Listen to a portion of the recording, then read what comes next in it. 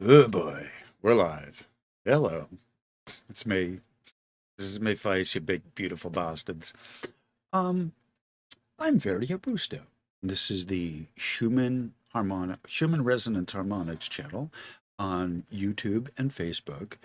Thank you for finding your way here. I appreciate your time that it took you to get here and be here, to hang out and to stick around. And hopefully I'll have something interesting for you this video. If you're new, welcome. Please remember, and if you've been around for a while, just the same, please check to make sure that you're subscribed.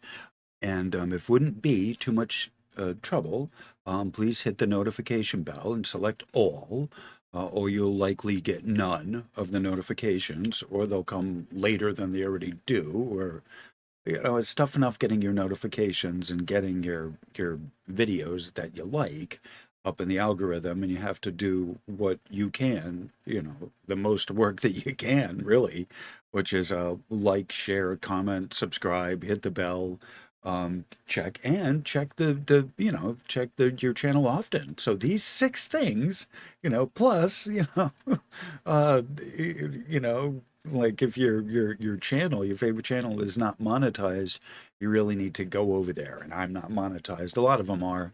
I'm not monetized because I wouldn't see any money anyway. It would all go to the music. So just for that, what that's worth. But anyway, welcome. So this is unscripted, largely unscripted. The At least the talking part. I'm not going to be reading. There's text here. I'm not going to be reading a lot of the text. I'm just reading. I will read the captures. I'm planning on reading the captures with the pictures, but I'm not, or captions below the pictures, the captions below the captures, below the pictures. But I'm not going to read the text from the NASA, from the publishers themselves. Um, uh, because I want to comment more on the pictures, and only some of them. They're all. I want to go through all of. This is the plan. The stated intention in this particular video. The main focus is I'm going to go through all of the pictures. I'm planning on playing music, or a mix during the text of the book. I have the links for it. I have I did an extract of the text from the PDF, and I have that on my website and Patreon and WordPress, and so I have the text available for you to see. That's not what this is about. This is not one of those kind of ebook things where I read and have just my stuff in the background, right? This is me commenting on the pictures and a select group of the pictures. I want to show you all of the pictures. So first and foremost, this is a video representation of the Cassini space craft mission a couple years ago now. I think we're talking about like 5 or 6 years ago, maybe 10 years ago, it left Earth, right? Time is flying. So the text will be available for you to read for yourself. I had just checked, 2019 is when I had first started doing the Saturn project.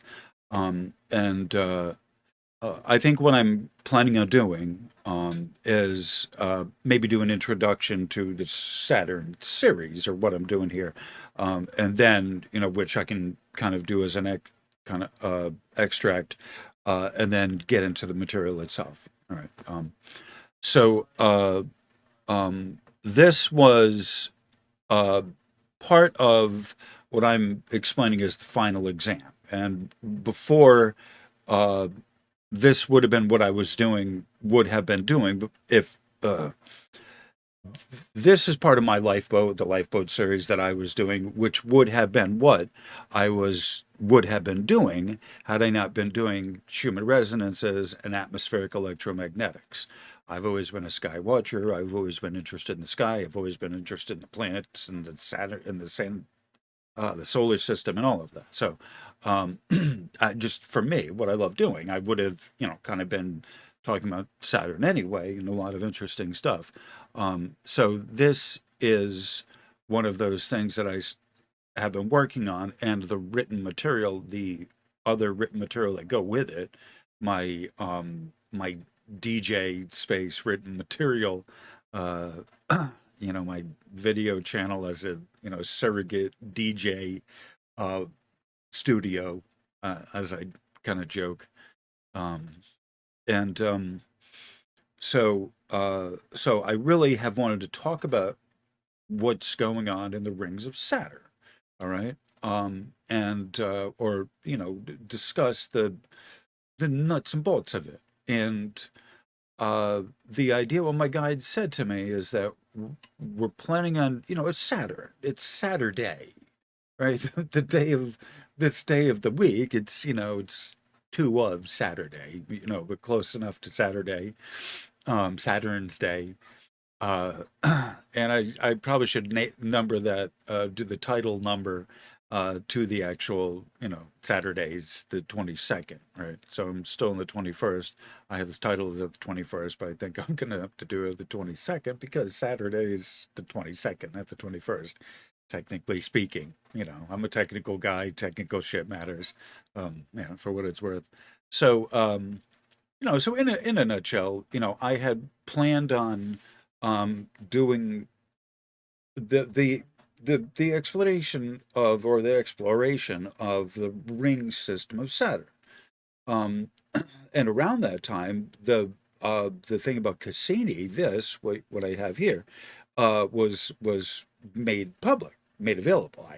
I at least found it. I don't know how long it had been made public, but this was fairly close to the time that the mission ended. They put out this PDF, if I remember correctly. It wasn't that long.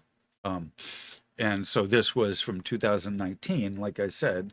So I think the mission ended like 2018 or 17 or something. And by mission ending, meaning the battery, the little nuclear battery that was powering the satellite, the orbiter, the battery was dead, and so they crashed it. They sent it one last mission into the planet, and Saturn, and then um,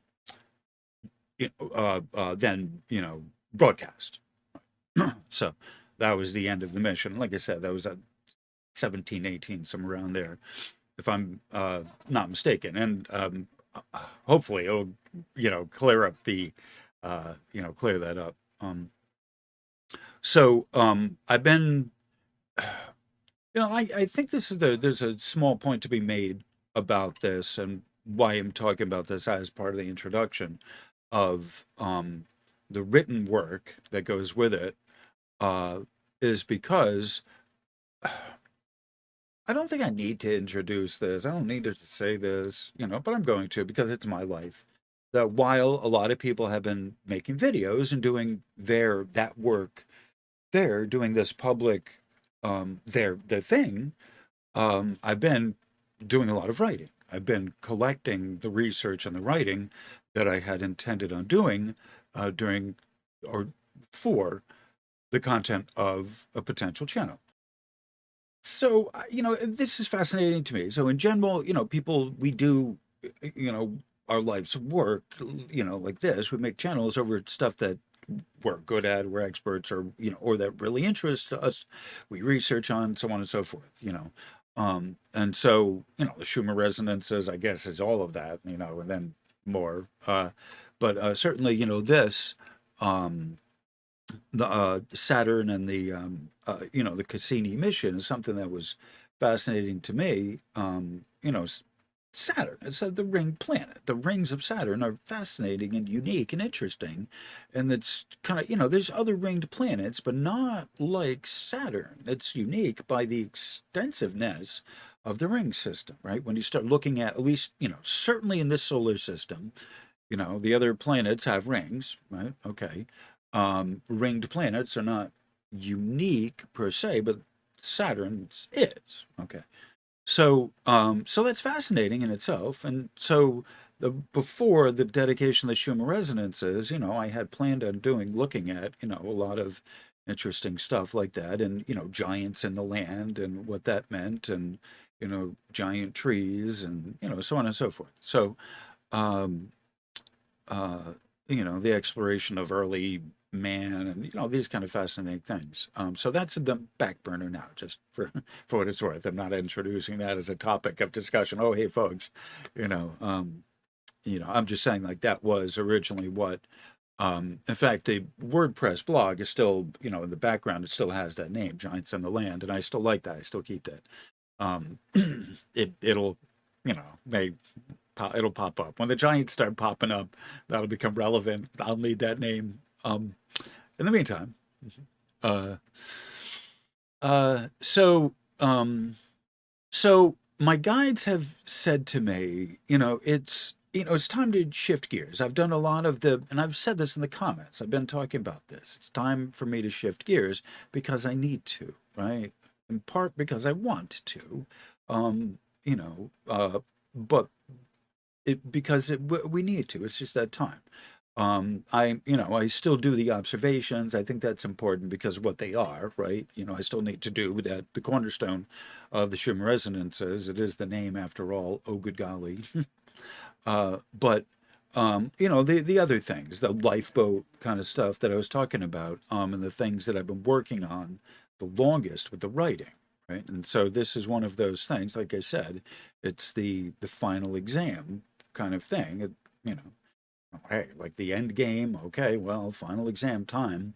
A lot of writing, a lot of the writing I did intending to be put on the YouTube channel was for the final exam kind of stuff of, what I've learned in life of, in a bunch of videos, right? So, so I've been making, doing the writing while other people have been building a YouTube channel and doing great, like, all right, I gotta start actually doing work here based on my own writing. And it's been work and it's been rewarding at most of the time and hard work a lot of the time. Um, so, basically, thank you all for being here. Those who have been here, those who are new, and especially those who have, been here for a while, rooting me on. The terrific 10 of you, as I say. Um, I'm doing these for posterity for when I'm not around anymore, so that the videos are here and I've explained them in basic terms, here being a relative term, not in the physical form. I will always be here in spirit, believe me. But just the physical form of being able to mash a keyboard, it is its own thing. So onward and upward. The Saturn, right? Saturn Day. So in honor of Saturn Day, throughout the course of this year, uh, um, they said, "Hey, it's time. I can start doing some fun stuff about Saturn, some interesting stuff." And there's a lot of research that I want to cover, and some of it I got through the interlibrary loan system of the public library here. The name of the file is LORI, and that's Libraries of Rhode Island, right? So it's basically the public library system, interlibrary loan system got the articles, uh, right? So that's interesting stuff. So um, let me pause this. Hold on. Okay. So I just want to show you right here. See the LORI. Those are the library system of the state. So I left him there because I really appreciate that. A lot of the other ones I was able to get myself. The dynamic ring structure and like these are all important kind of things. So these are a lot of these I would say I easily have um, uh, a year's worth of Saturdays and the research there, and maybe slip one or two things about the moon in there or whatever. But this is kind of what we're working with. And then this right here, oh, good golly. Uh, section 3, there we go. So this is one of those things I have on the back burner. I got to reformat that. This is why the Hermetic philosophy relates to Saturn. And so this is all my writing. I talk about the Hermetic principles, but and more of what the veil and the Kali Yuga is, and all that stuff, right? So this is what we kind of have planned for this Saturday series, a nice fireside series. And at this point, it's like, midnight. It's now officially Saturday, when a lot of my friends are at the club dancing. It's freaking like 16 degrees outside. I'm not going outside. I'm not biking out to go to the club. And if I do go out dancing, I'll get all sweaty and I get to ride back home. And, it's not for me. So, I'm hibernating, and this is kind of probably a good, time to do this. It's also Mercury retrograde, and so Mercury retrograde is perfect time to review old projects that were on the back burner that were intended to see the light that never made it other times. So it's like, okay, I take those opportunities to do a deep kind of dive on my own stuff of what, I need to kind of clear out, right? So I'm not going to go into too much more of an introduction of what I'm going to cover in this year. I think I'm going to actually do another video to explain that and go into a little more of an introduction of what the material is, and kind of maybe tighten up that folder. So it's hello, broadcast ready on the set. So that's the plan, right? So without further ado, I think it's probably a good time to 17, get a coffee, get ready, get a cigarette. There's not much pictures to start with. There's a text. I'm gonna roll music mix over the text, right? So you can read it. I'm gonna kind of breeze through it, enough you can kind of read it, but we're not studying it. So I can get to the pictures, and there's like 100 pictures here. So, when it comes to the book text, like I said, I'm just going to, play music, scroll past it, because there's a few pictures in here I really, really, really want to spend more time on than the rest, right? Some are just, oh, that's interesting, that's neat, all right. But there's a few that I really, really, really want to spend time on. Okay, so that's kind of why we're going to do this. All right, so onward and upward. So this is officially, the name is officially the Saturn system. Let me get out of here. All right, so I'm looking. Yeah, there we go. All right, so it's giving you the table of contents. All right, so this is about the point to start the music, all right?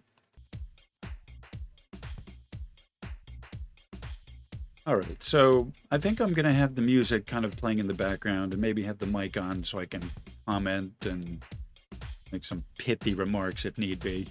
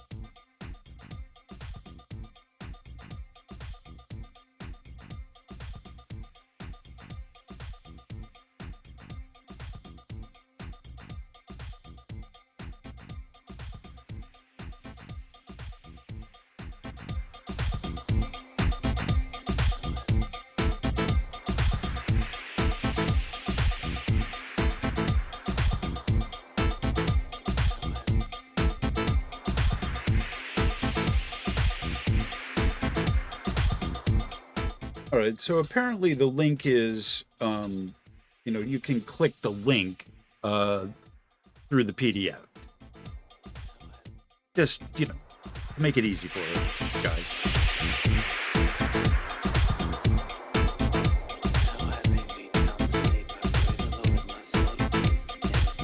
Yo, Carrie, hold up, no, serious, bro. Yo, come on, man, serious. Yo, Carrie, I need more cowbell.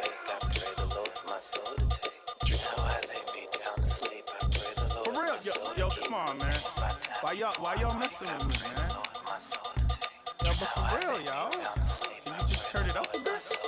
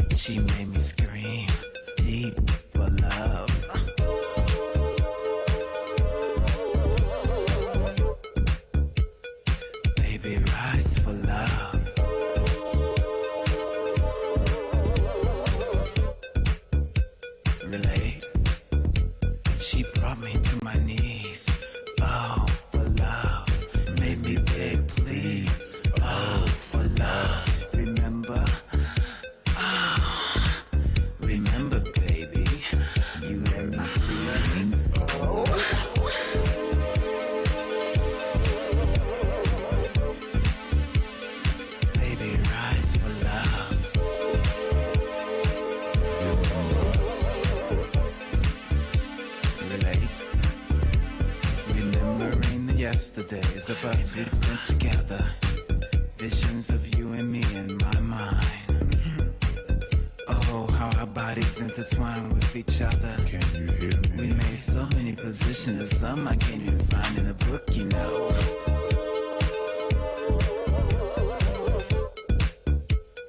Baby, rise for love.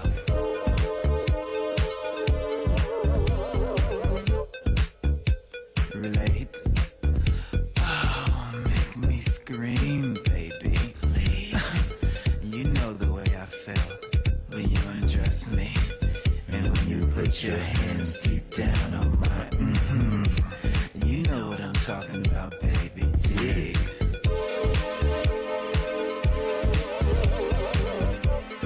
Dig. Relate. I can feel you. So baby, the way you make me So I'm showing you here. I'm doing this. That's the moon right there. It's 2 pixels width. You can just barely see it.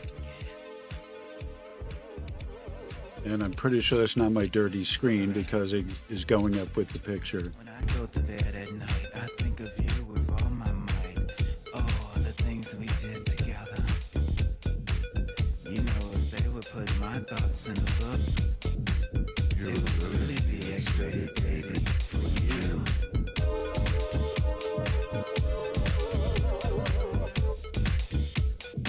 Baby, rise for love.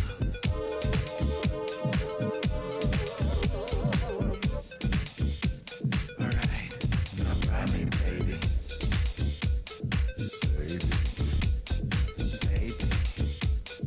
Baby. It's big, it's small. You know the tension. Ride me, baby, ride. Ride me long. Baby.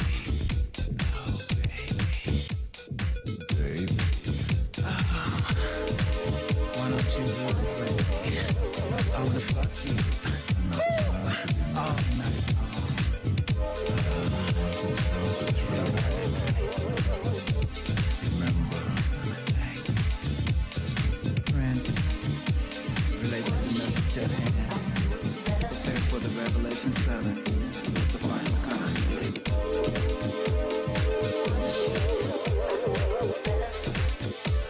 I love you, yes I do. I believe.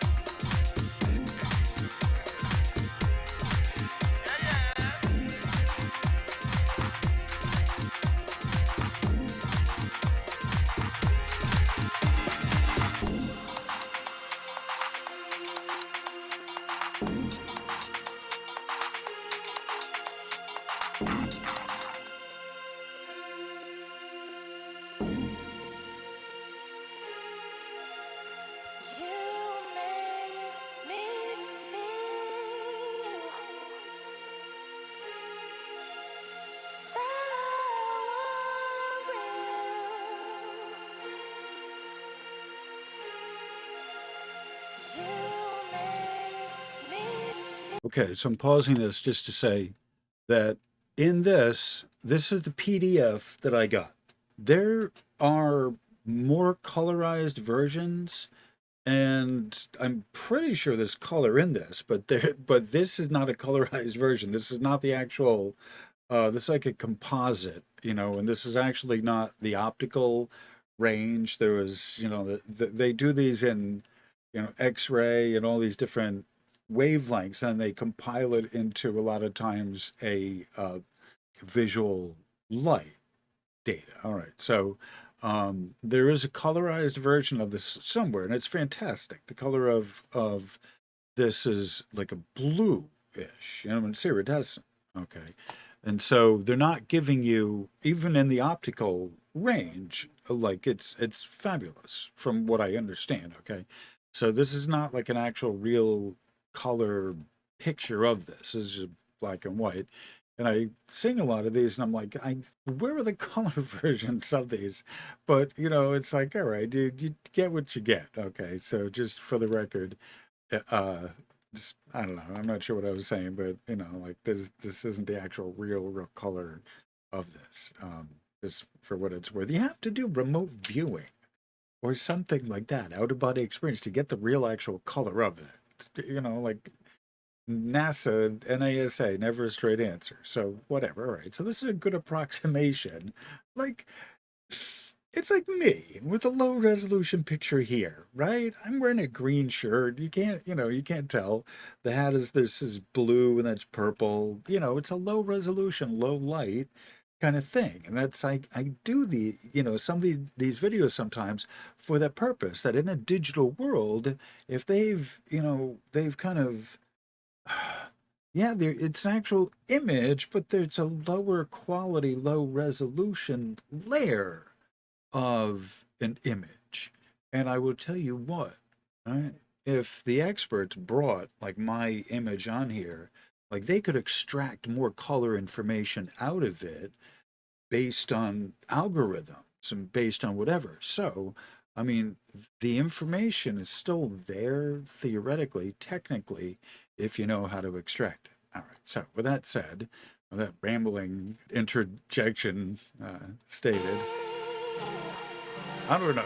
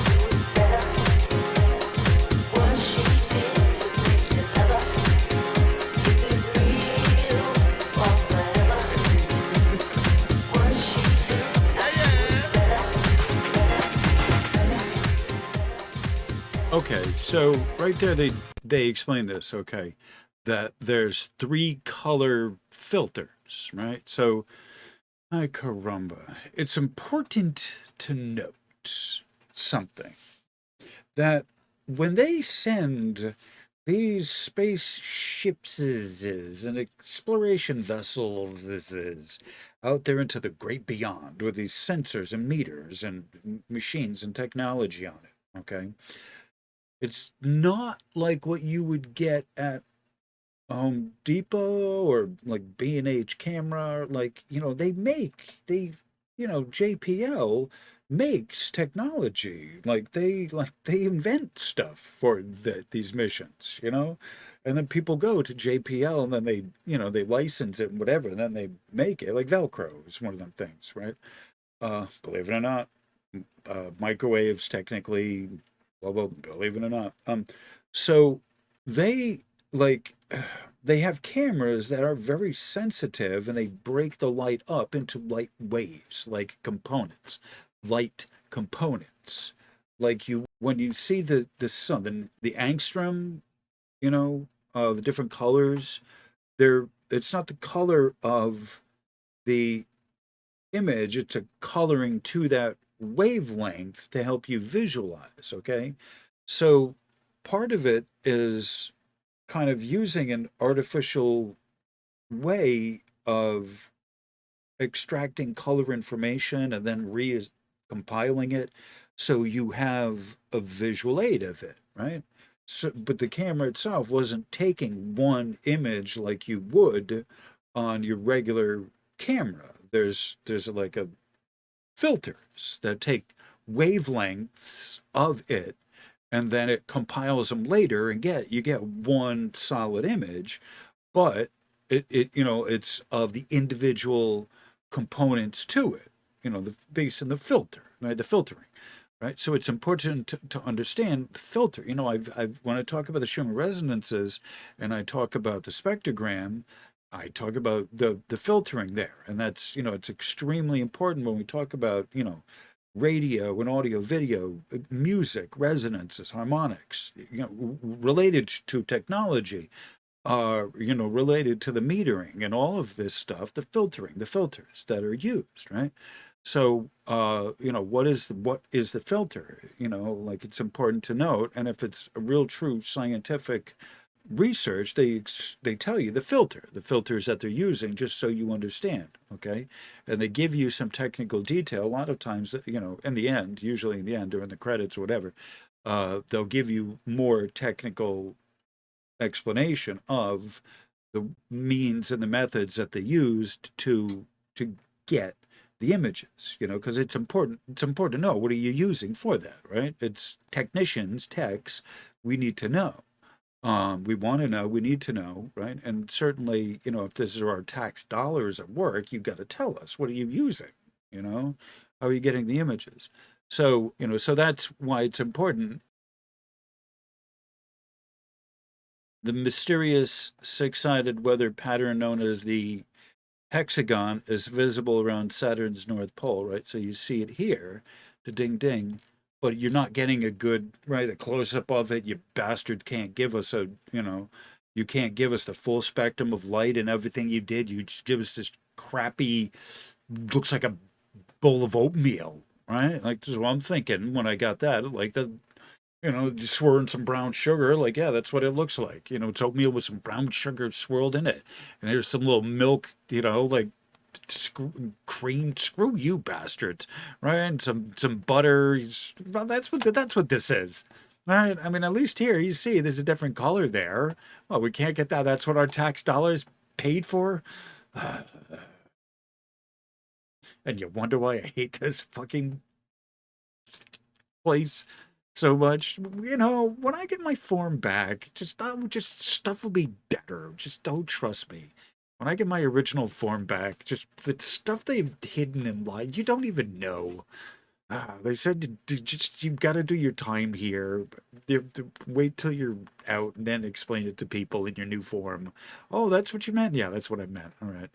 Anyway, don't get me started. All right, so the weather pattern right here, that's what they're talking about. That it's been going on for quite a long time, and it's a mystery, right? The hexagon, right? People have all kinds of theories, right? I'm not going into what it is, anything what it is, because I really don't know.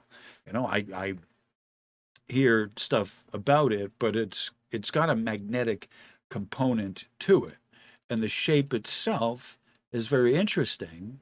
Six-sided hex. It's a naturally occurring, naturally sustaining shape under those conditions. However, what's on the planet underneath it? I don't know. Right? I'm not entirely convinced. I'm not the expert here. Okay, this is but there pretty much needs to be something on the planet underneath to get that. Right? I'll just say that. Saturn is a very interesting place. When we start looking at the rings, the ring structure, you'll be like, oh, yeah, it's entirely plausible there is something on the planet itself.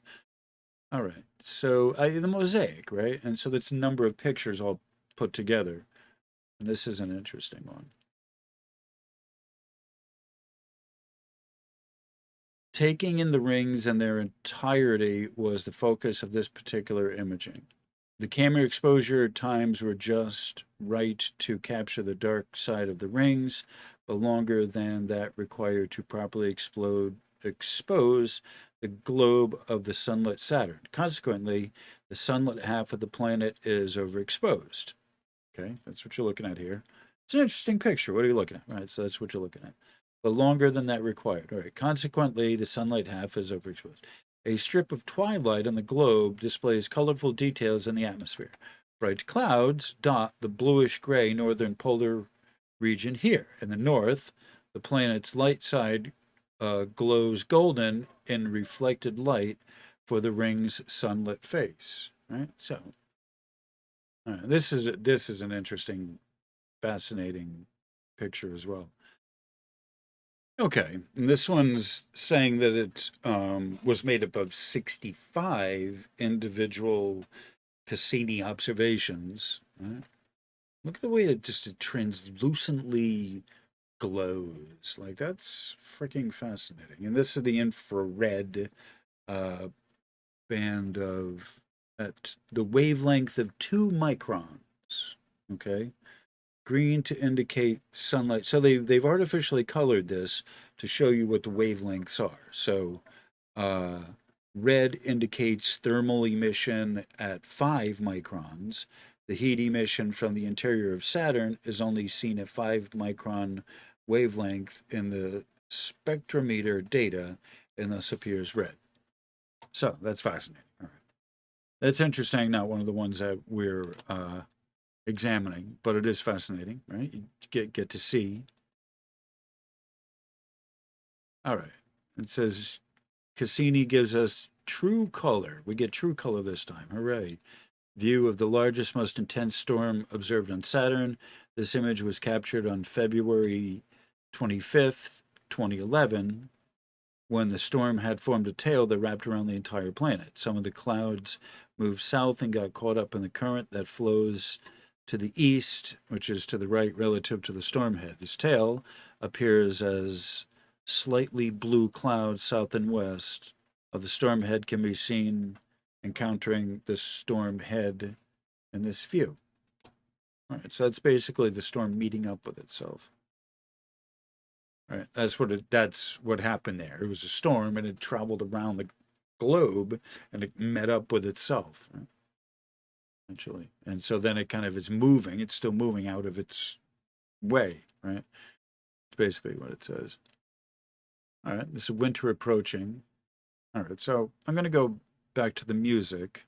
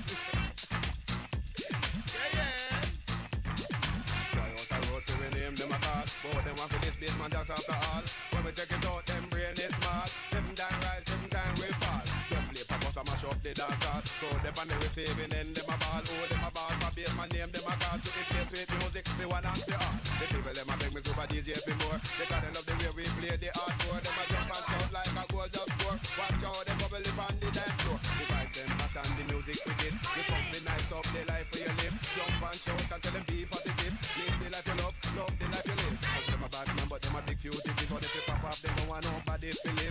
a bad man, then nobody should bet. I know them that them yard with them Bible a bet.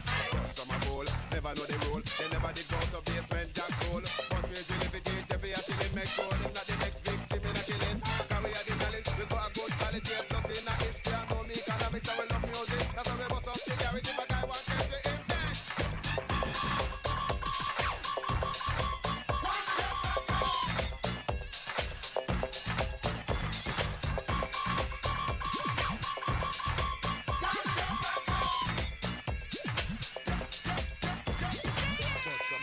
Never know the rule, they never did go to basement jack school. But we will if it is, then we are shilling make sure I'm not the next victim in a killing. Now we have the knowledge, we got a good quality. Plus in a history, I know me economics, and we love music. That's why we bust out the garage if a guy wants to get me in there.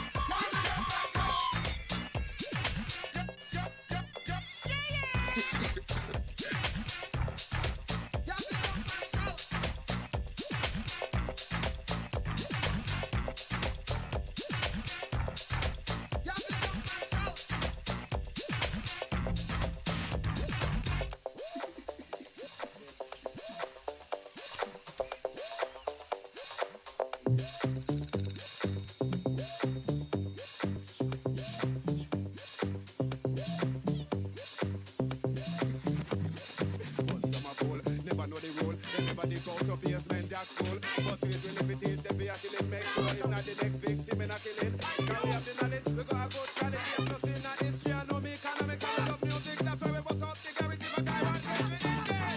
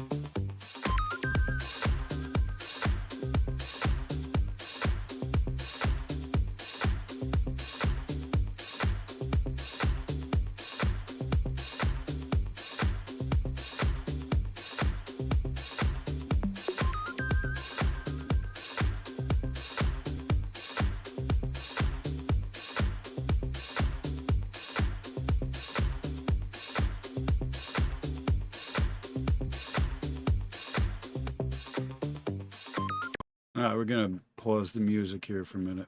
All right, so this is where we start getting into things that are interesting, okay? I'll read you what this says. Saturn and its rings are predominantly shown in this color image, along with 3 of Saturn's smaller moons, which are, left to right, Prometheus, Pandora, and Janus. So left to right, right here, they're showing you 3. Boop, boop, boop. Okay. Prometheus, Pandora, and Janus. I'm not sure how they know what's what, right? If you look at them up close, you can tell the difference between one or another. But here it's just like tiny lights. You can't really tell. But when you get a close-up image of them, they all have interesting characters to them. So that's something that we want to note as well. Like you see them over here. Okay, well, they're fairly nondescript, but, like kind of they're in somewhat of a line. All right, so it's interesting, which is they're outside of the line of the ring of the planets. Okay, all right. Prometheus and Pandora are often called the F-ring shepherds. Okay, this is what we are starting to get interested in here, is there are a band of shepherd moons. Okay, this term F-ring shepherds, because they control and interact with Saturn's F ring seen between them. Okay, right there. Boop. See that the F ring is between them? Okay. This image was created by combining images the Cassini spacecraft took using red, green, and blue filters. Okay, there we go, back to the filters, from 5.1 million miles, 8.2 million kilometers from Saturn. Okay. All right. So it's from Saturn, it's that distance from Saturn looking out past the rings toward either the sun or Earth or one of them. Okay. So it's closer to Saturn. Its back is to Saturn, but still looking out at the rings. Okay. So that should tell you a good, it gives you a sense of scale. Okay. All right. So I just want to point this out, the F ring shepherds. Okay. Now, each one of these ring sets, all right, you see, as I go scroll slowly past the images of the rings, taken as a series of bands. Okay. And so this is one of the things that I want to point out here. It's a series of bands, that it's not just a couple rings. There are actually thousands, if not millions, of rings around Saturn. Right? You start looking and counting. It's like, my God, 1, 2, 3, 4, very clear delineation as rings, proper rings. And it's not just that there's a gap there, there's a gap there. Oh, wow, yeah, there's a gap there. Like, these gaps and these rings were created by a fleet of tender moons. This is not a natural gravity type of a thing. There's our moons, right? Other planets don't do this. Okay, you got to understand that the Saturn system is a very unique. It's not just a planet, with rings. It's a system. Like the moon has a solar system, Saturn is like a solar. It's it's not a sun, a solar, but it's a system of the rings and a bunch of tenders with the rings. It's like having crazy hair and needing a band of hair tenders, if you will, right? I don't know of a better way to put it, that if you had hair that was your mass, you would need a group of people taking care of your hair that was equal to your mass as a person. Okay, so theoretically, the rings are not the mass of Saturn, yet they are 6 widths, Saturn widths across. Take the planet of Saturn, and you take that width from the ring to ring, as you're looking on it, it's 6 Saturn widths across, right? From ring tip to ring tip, just to note the scale and the magnanimousness of the ring system, which includes the tenders that are with it. Okay, so these are 3 of the tender moon culprits, all of them, all 3 of these, right? It just so happens that Prometheus and Pandora are the twins, all right? They control and interact with Saturn's F ring, which you see between them. So Prometheus, you can't, I don't have a way for you to see the color of it, but I'm kind of circling it here and circling it here, these 2. Prometheus and Pandora, with Janus, the 2-headed god, in the background. January, the month of January, comes from Janus, the god Janus, which is the 2-headed god. All right, just for the works. I think it's male and female both. All right, so I just want to point that out, the tender moons. All right, and this one here, all right. So this is interesting to see the rings, right? And you look at it, right? This isn't like color enhanced, like, oh, they got an artist in there. No, you see up close. You can't, go ahead and try and count them, right? I will have some coffee. I'll tell you what, let's play some music, a couple minutes of music, and you try and count.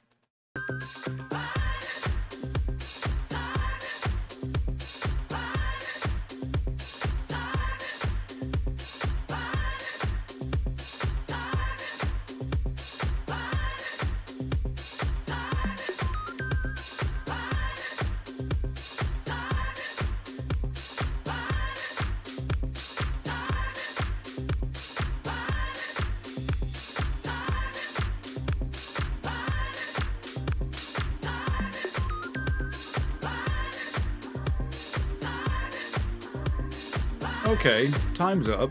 You can't, there's no way you could count that. Like ever.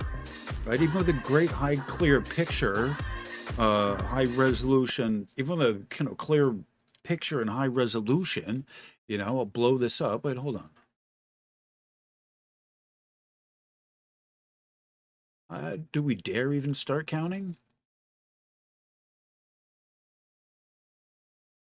I mean, look at this. We go up to, you talk about down to the pixel size with the Schumann resonances. Well, look at this.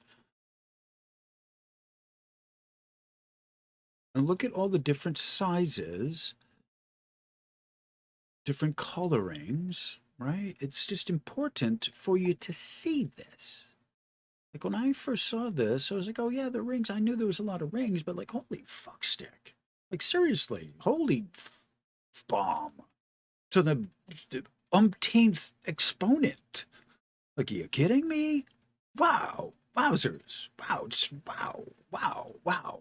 Wow. That's a lot of freaking rings of just different colors. Which is like, where are you getting all the material? Are you sure these are all like ice? Oh, yeah, it's still ice. Are you sure?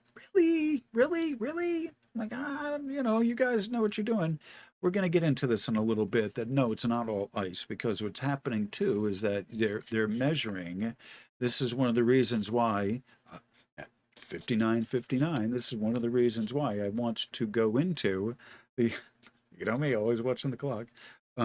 This is why I want to go into some of the research that I've gotten from the library, and where they talk about ring rain, the particulates that are melting from the rings and precipitating back onto the planet. So don't think it's when they say ice, it's all water ice. It may be frozen, but we're talking about there's hydrogen peroxide in there. There is SO2 in there. There's, there's ammonia, there's methane in there. But the organics is what's interesting. Organics, like, coming from, I don't know, maybe a place that had organic life in it. Like grass is organic. It's other things than, like, no, I don't want to get into too much now and explain that, but organics are something other than like ammonia or methane, or, which is in there as well. And so it's important to understand that it's not just water ice. In fact, water is a smaller percentage of what's in the material that is in the rings. Okay, so this is one of the reasons why I want to start doing the research, showing you guys the research on this, that you can see what the spouse probe measured is coming off of the rings, what's being perspirated, what's being released from the rings themselves, and how much material is being rained. Actually, like that's what they're calling it, is rain, rain, rain, RAIN. All right. And so it's important for me to show you the research of what Cassini measured is coming off of the rings. Okay, let's keep going. The Cassini spacecraft samples a bit of Saturn's southern hemisphere, along with a spread of the planet's main rings. Samples. All right, so it's out there taking samples. Okay. Working outward from the planet, the C, B, and A rings are visible in this image. The rings have been brightened relative to the planet to enhance their visibility. Well, thank you for that. This natural color view looks toward the sunlight side of the rings from about 59 degrees below the ring plane, which is what they call the ecliptic. The ring was created by combining images taken with red, green, and blue spectral filters taken by Cassini on the 23rd of August 2009, at a distance of approximately 621,000 miles, or 1,000,000 kilometers. All right, so they're saying that that's pretty darn close to the planet, right? 600, 500,000 miles. All right. Well, across resplendent rain. The shadow of Saturn's moon, Mimas, dips onto the planet's ring and straddles the Cassini division in this natural color image. So this, what you're seeing here, is a shadow. This is allegedly a shadow of the moon Mimas. Okay.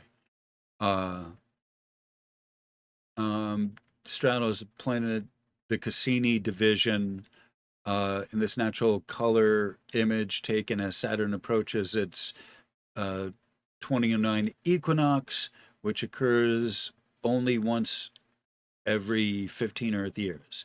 The illumination geometry in the few months before and after equinox allows moons orbiting in or near the plane of Saturn's equatorial rings to cast shadows onto the rings.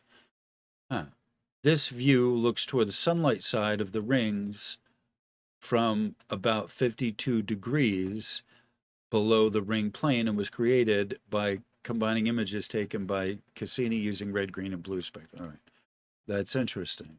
So at a certain time of the year, it's saying you can get that long image a certain time of their equinox, which is every 15 Earth years. All right. Let's get back to the music. I don't think there's anything to...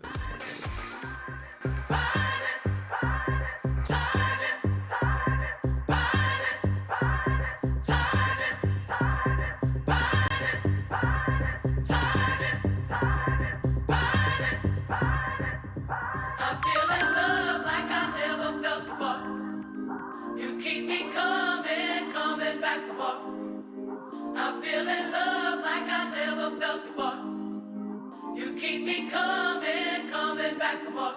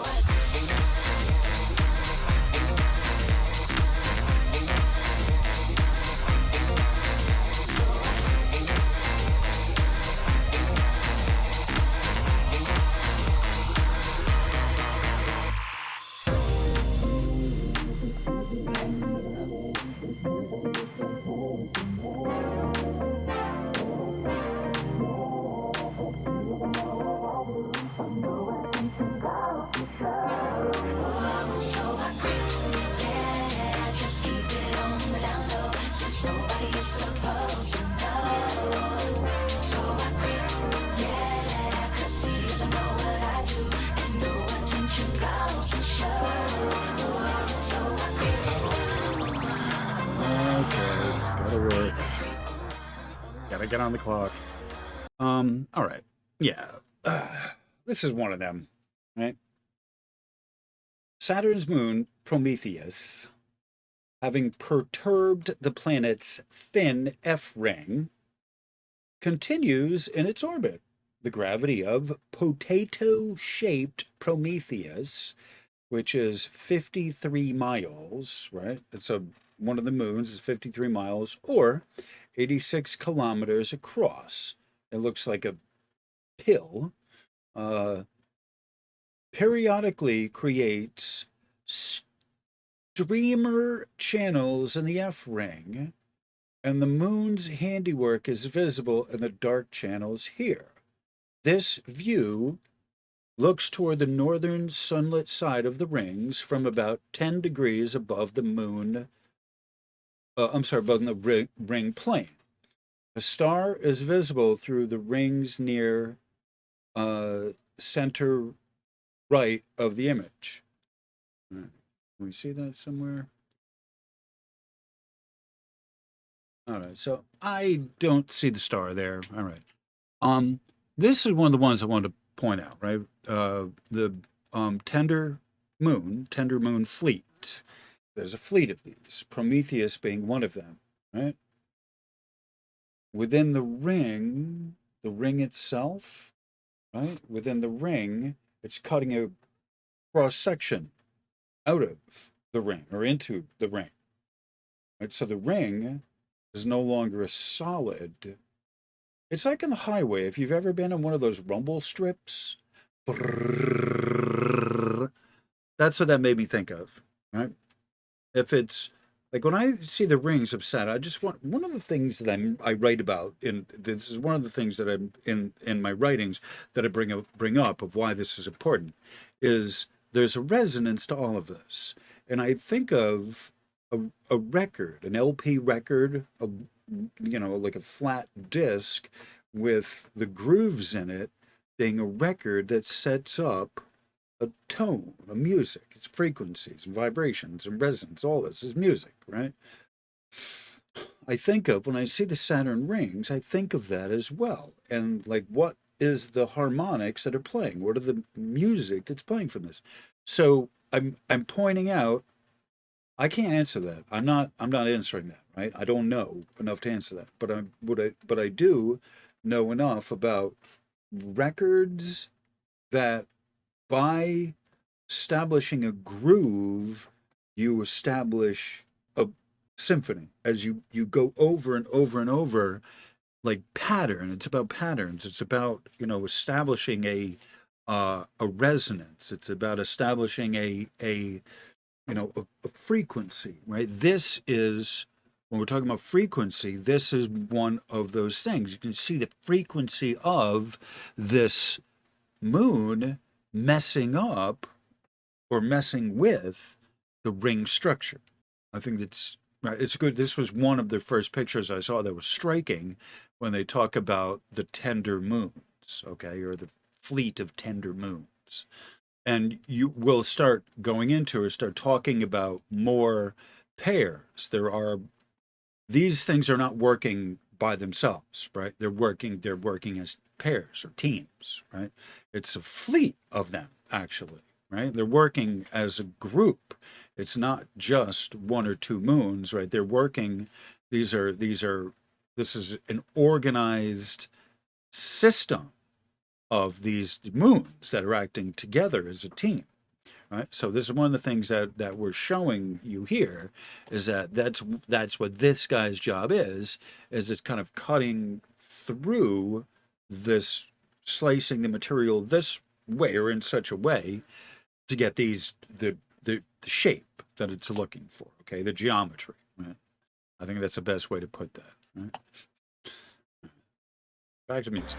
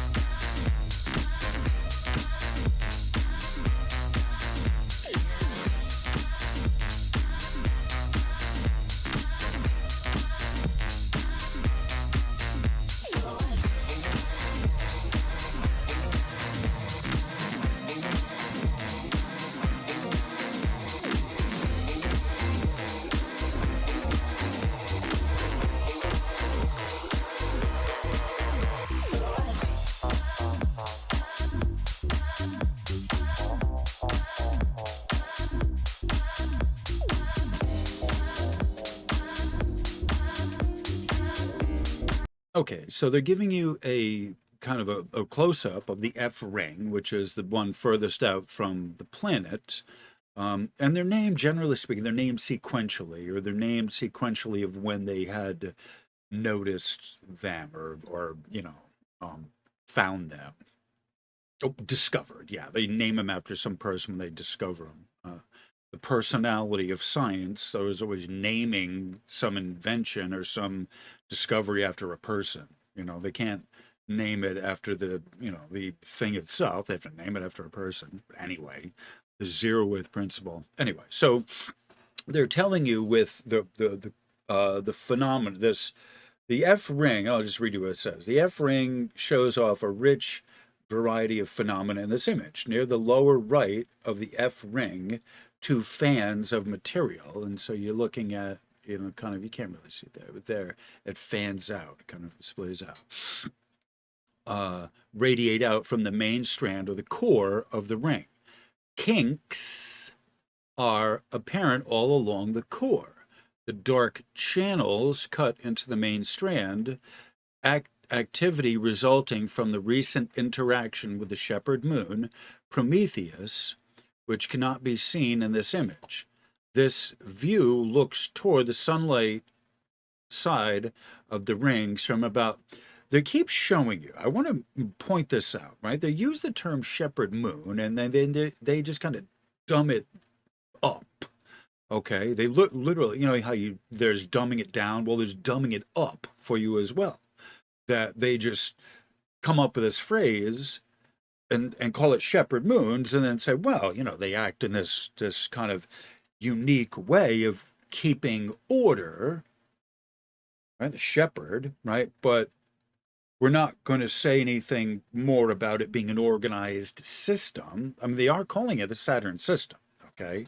But they're not saying anything more if there's some innate intelligence behind this of organizing, orchestrating this in some way, because of course that would be impossible. You can't show where are you going to point to show that the planet itself is intelligent, right? Like the term has been used. It is being used. It's done been used. It is done being done there than being used, right? In reference to this, as we talk about the shepherd moons, and there are multiples of them, and they talk about them playing together. And this is one of the things you see, the rings, the chaos within the ring structure, and what it takes to get all of those grooves of the record in order in such a way that it orchestrates some tune. And I don't know how, see, that's the problem with why they won't claim it to be a super intelligence over and above the planet itself, we'll even say, right? Because they think the planet's, not as intelligent as a human, okay? So in the course of, showing you, labeling it, where would you point at of the higher intelligence that's organizing this in such a way, and what would be the purpose of it, arranging these in like a record? Well, what's the resonance? What are they, what's the purpose of that, of it just being like grooves on a record? And if so, what song is it? And they couldn't imagine how you would play something like that. Like a big, huge Saturn is a record, and you think of a needle or something, like, oh, I don't know, something that physically touches it. It's an electromagnetic universe, right? So we're, like the shape of the antenna, like I get into this later on, in the broadcasting of what is being broadcast, blah, blah, blah, blah, blah. I don't want to get into it too much now, because we're just looking at the pictures here, right? This is just the photographic evidence from Cassini, but I'm pointing out things in reference to what I'm going to be mentioning later on, but certainly for those who are new, in terms that you may understand, right? Common terms. There are no records, there are no turntables anymore. Like I can't even, I don't know what to tell you. In the last 20 years, they've all disappeared pretty much. But if you go to an antique store, you'll find records, right? I think the Smithsonian Museum has a collection of records, these things called LP records. So it's important to understand that concept of an LP record, of a 33 and a third RPM LP record, or a 45 or a 78, but a flat disc with a needle and a stylus that turns, that creates sound, okay? And it's created the physical mechanism of moving the needle through what creates the sound is that of a record is the physical vibration of going up and down of like a diamond tip on a cantilever, moves it up and down, and on the other side of it is like a seesaw. On the other side of it is a tiny magnet that's surrounded by wires, and that is your cartridge. And so these tiny wires create a voltage, a tiny voltage, creates a tiny voltage, which has to get pre-amplified, okay? The planet definitely has a sound. They recorded a sound to the planet. It sounds awful. It sounds harrowing, okay? But when we talk about sound, we talk about the conduction of a motion into an electromagnetic vibration, which is sound, right? And even if you remember this from back in the old days, and most of you probably don't, but you could hear, as the stylus would go up and down, you could hear it creating a sound, right? As it goes up and down, the stylus itself creates a sound. There's a tiny pitch to it, but it creates a tone from going up, from moving, all right? So it's important to understand that of its movement itself was it was friction. essentially is what created it. You know, you want the least amount of friction and just enough to move it, but therein it is, right? So as it moves and rotates, right, you're getting a sound. And so it's now, as it's, you know, moving around, you see this discordant activity here, this chaos. It's great fanning out, okay? But it's now not, you know, nice and smooth and orderly, you know, rows like it was before.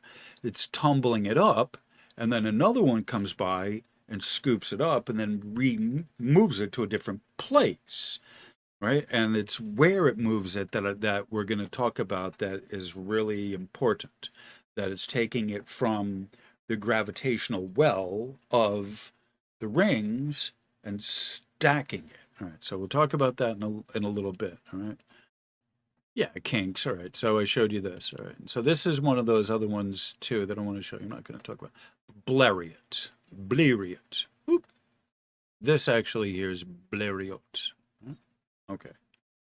So what it says is, what appears as a pair of bright dashes at the center of this image is one of the features ring scientists have dubbed propellers.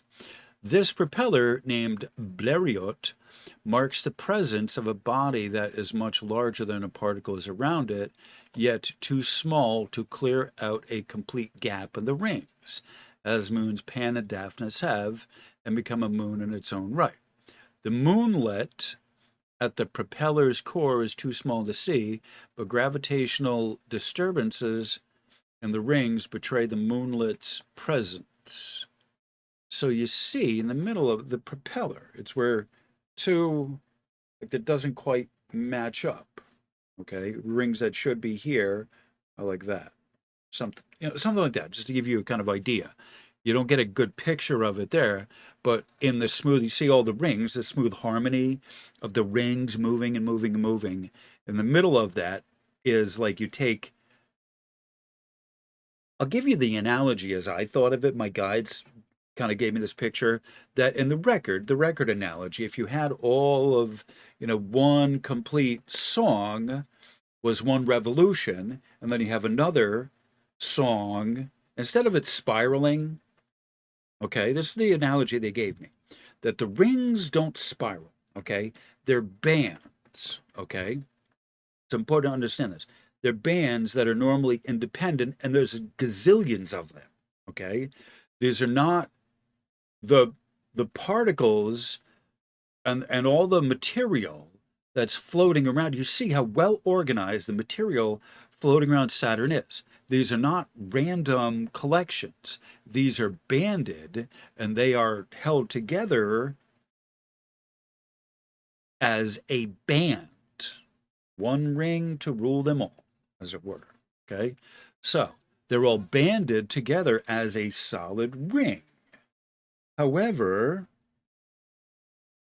you have, like, it's like on a tape. If you took a magnetic tape and you flipped it upside down, that's what that is.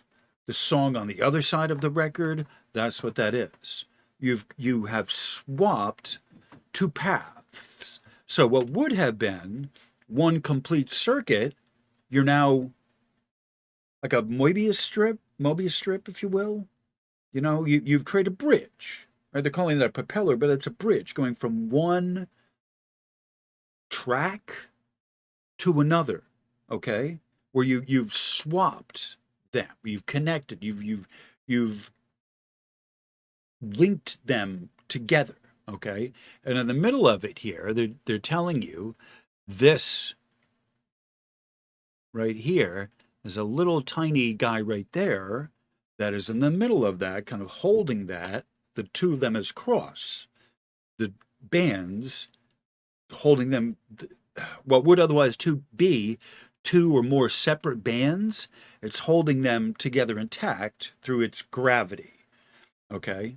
And this is like a moonlight, one of these tender moons here, holding this intact, all right? They named it Blériot. Blériot. However you're pronouncing it, right? So the propeller. So there's multiples of these, and they will show you another picture of it where there's multiples of these propellers, and it's like, wow, this is freaking fascinating. There's a little tiny detail there, but that's, the propeller there is fascinating. All right. It's too small to clear out the gap. All right. So, oh, here we go. So, propeller belts of Saturn. Okay. So you can see that the Blériot, that other one there, there's hundreds of these. Okay. Propeller belts of Saturn. This view of NASA's Cassini spacecraft is the sharpest ever taken of the belts of the features called propellers in the middle part of Saturn's A ring. The propellers are the small, bright features that look like double dashes visible on both sides of the wave pattern that crosses the image diagonally from top to bottom. This image shows for the first time swarms of propellers of a wide range of sizes, putting the ones Cassini observed in its Saturn arrival images in context. Cassini took this image April 19th, 2017. So I want to point that out here. Blériot, do they give us another one? Nope, not that one. All right. So, and this is fascinating. This picture is fascinating for a number of reasons, right? The wave pattern of this, right? I just want you to see that. And these dashes, see these dashes there? That's the propellers, the Blériot, the crossing of the, like I said, what would normally be one track, if you will. There's a bunch of different tracks here that are all playing their own music. Each one of those bands, and there's gazillions of them. The particles aren't floating freely; they're banded. These are all banded. They're all captured. They're all banded into purpose, into servitude, right? And whatever the servitude is, okay. I don't need to know what they're doing to know that they're doing something there.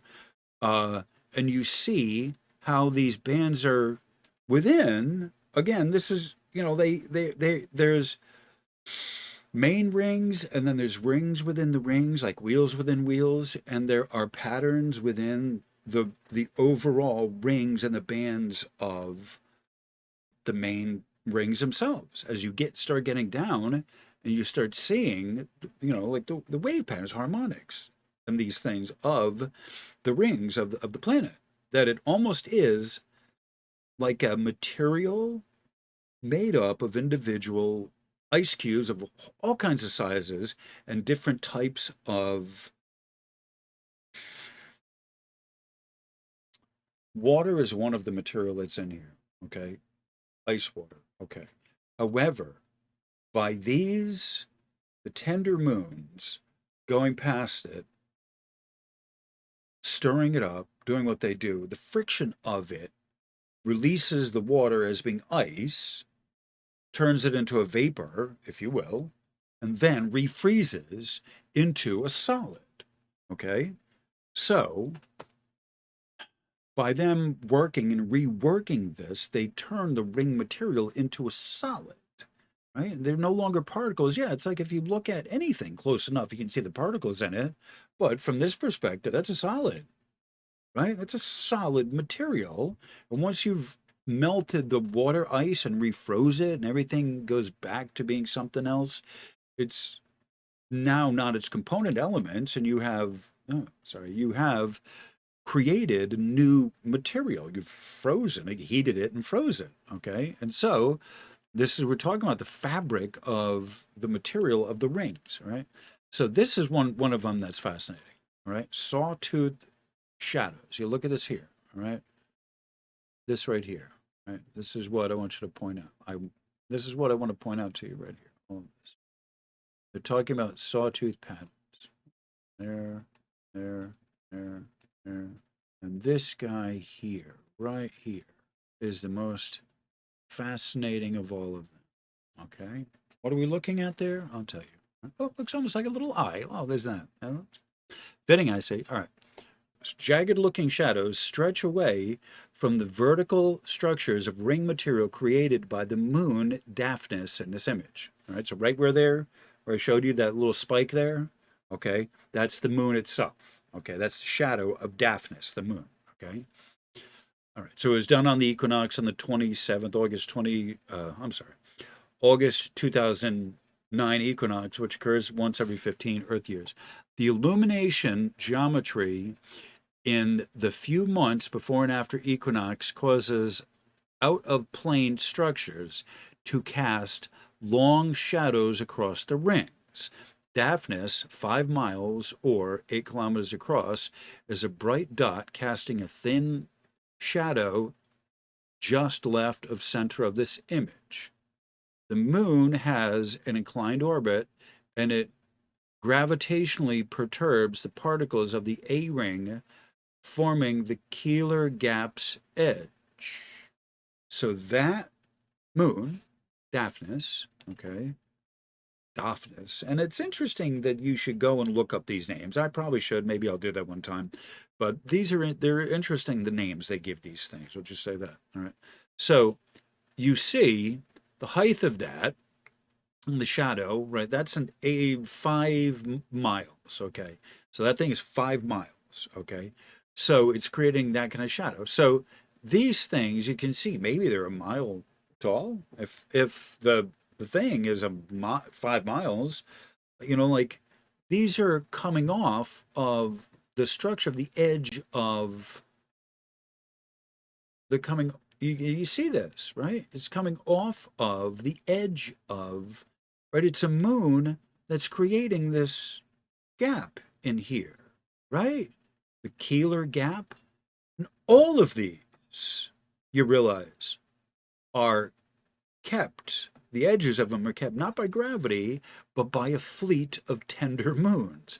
And this is one of them, bumping up this material like a snow, right? It made me think of like a snowplow, right? This thing tumbling along, and as it tumbles along, a lot of them, that's what it's doing. That's how they're rotating, is tumbling like it's unevenly weighted, and it just plop, plop, plop, plop, plop, plop, somehow magically plops along, and it organizes and orchestrates the edges. They do different things, but there's one of this particular one's function is this gap here, and you see how it's piling up like a snowplow, piling up this material on the edge of it. Okay, so we're going to look at this for just a little quick hot minute.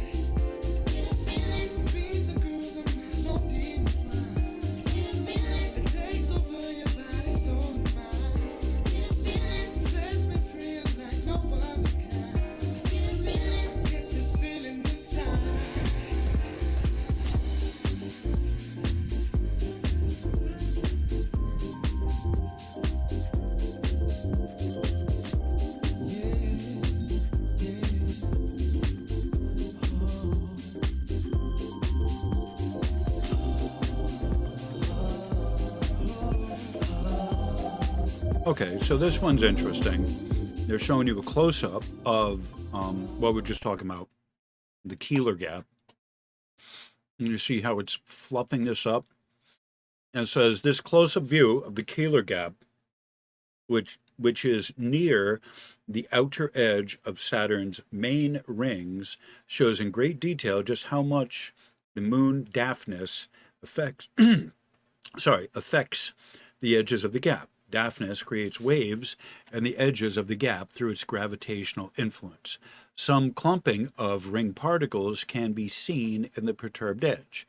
This view looks toward the sunlit side of the rings from about 3 degrees above the ring plane.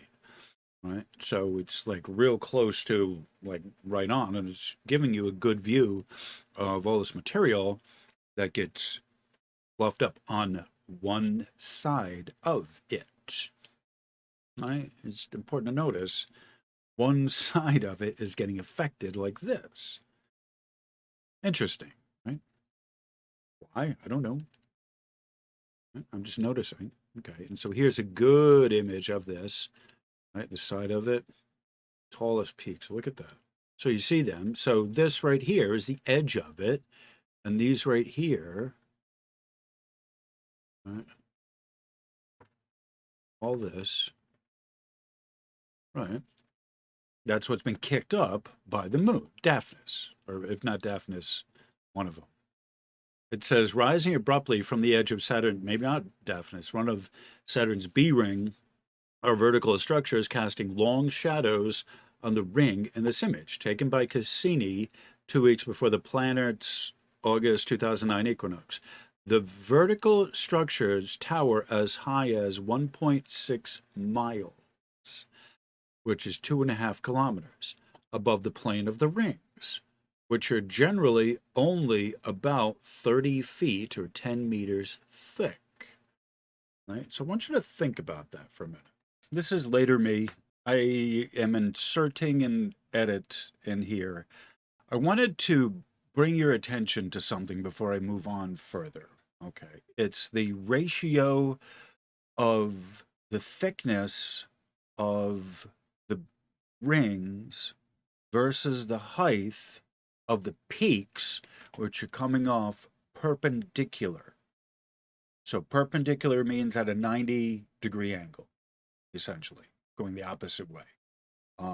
So the rings are this way, they're approximately 30 feet, and it's an average. Some places are thicker, some are thinner, but on average, it's 30 feet. So where they're at this point, it's 30 feet. The rings themselves are that way. So these peaks are coming up this way, right? The ring mass itself is 30 feet deep, according to this.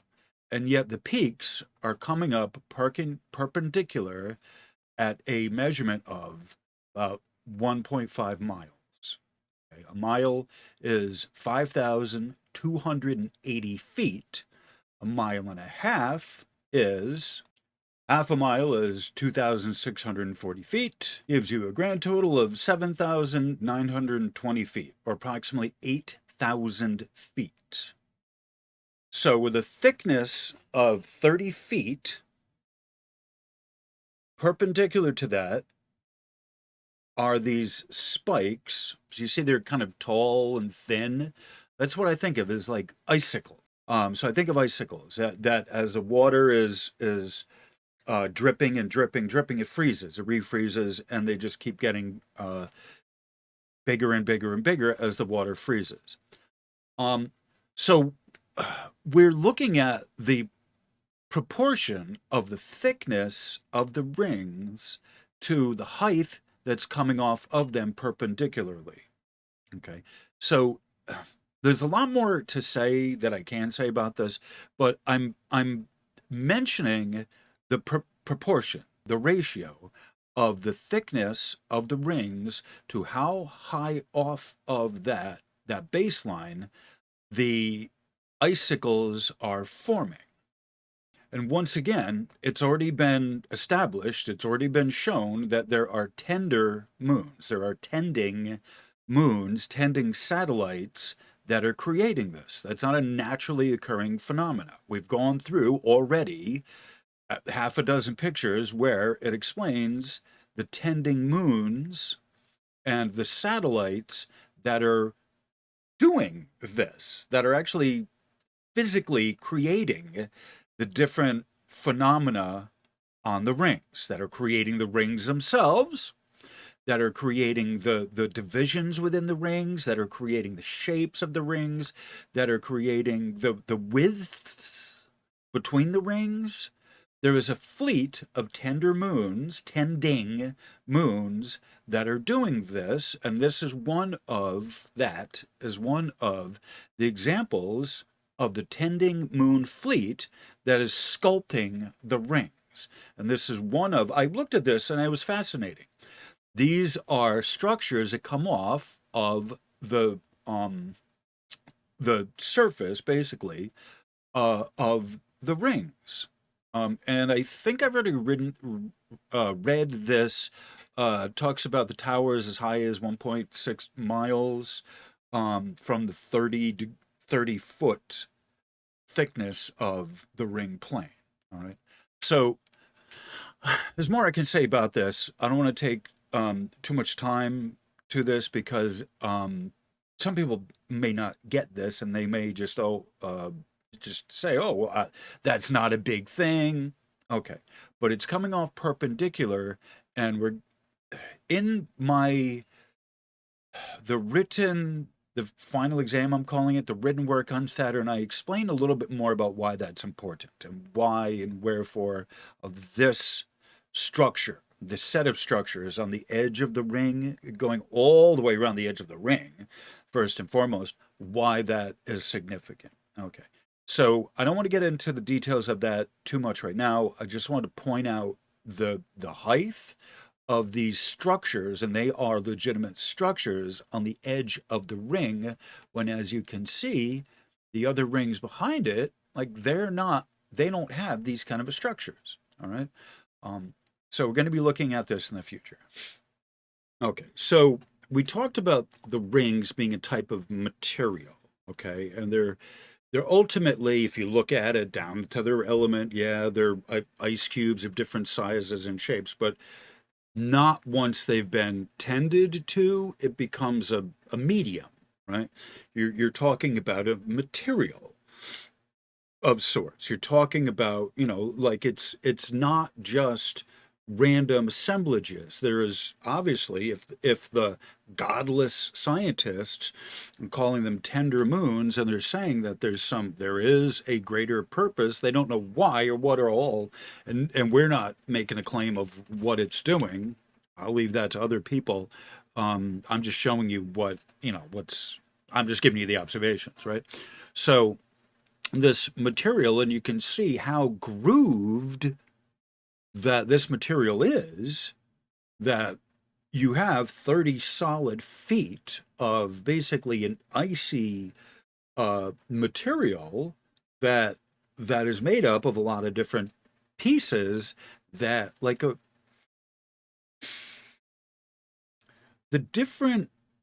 they don't mention here, right? I think it's important to mention this. When I talk about a lot of people have a different view of things based on real life, actual hands-on experiences of stuff, all right, and a knowledge of how materials work and how they act. And there's a lot of rhetoric and theoretical stuff and abstract math and that isolates and insulates people from the reality of the real world reality that we live in. Okay, and there is also the real world reality of the materials that you're working with. Okay, what they do and what they can do.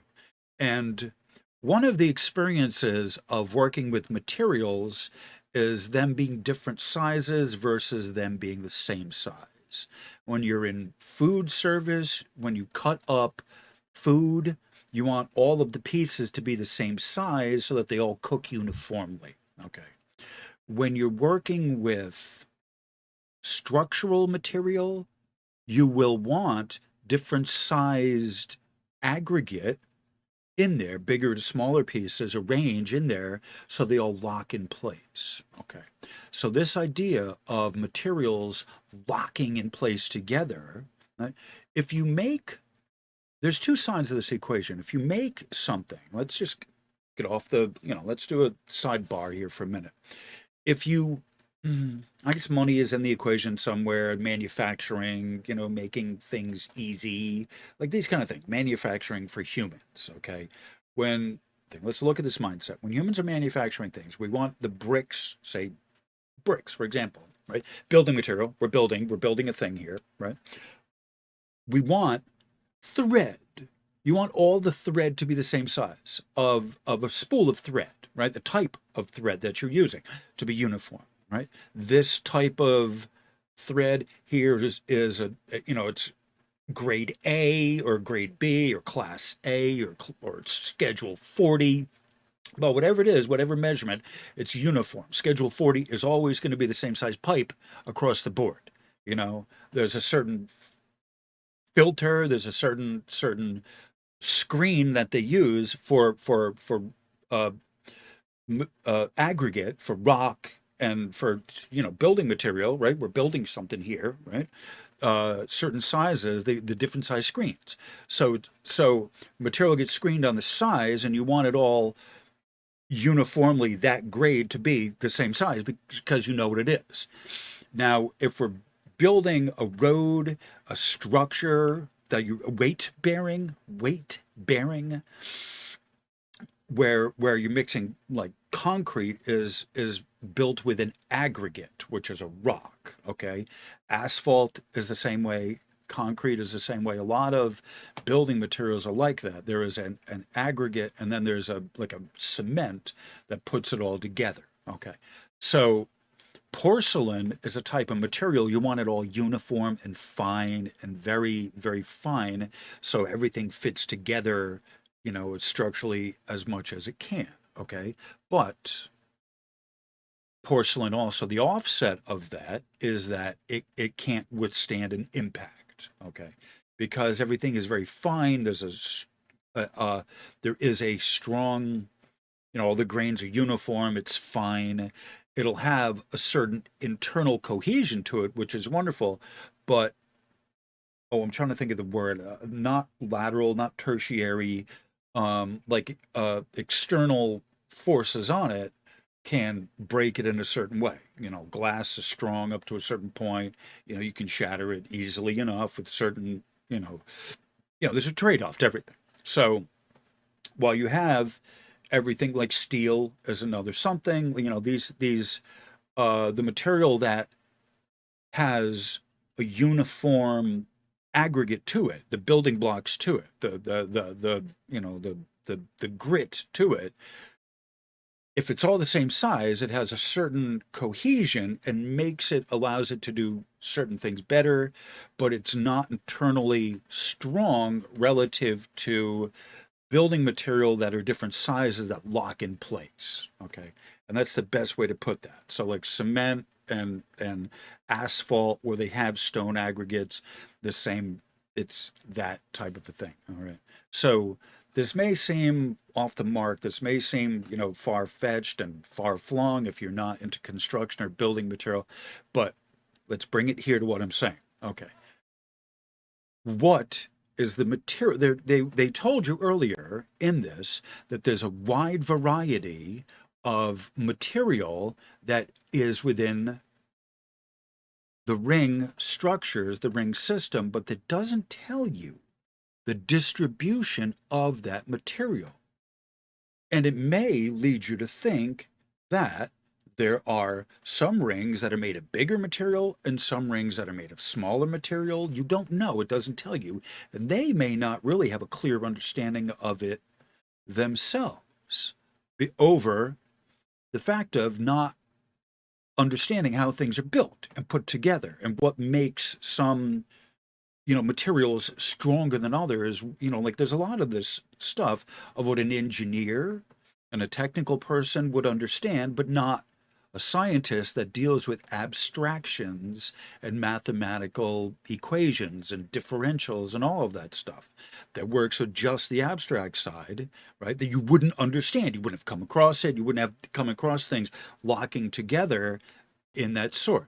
So, as a building person, as someone who has done construction, as someone who has myself worked with a variety of materials, and I know this, having seen things, the way things work and the way they don't work well, blah, blah, blah, it came to me, right, that as I'm looking at the fine ring structure of this, that none of these rings are themselves made of mountain-sized particles, that there is a distribution of the material in here in such a way, I'm looking at this, in such a way that the material is all kind of wedged as a fabric, like I said. It's been churned up and melted and refrozen into such a way that it is building material.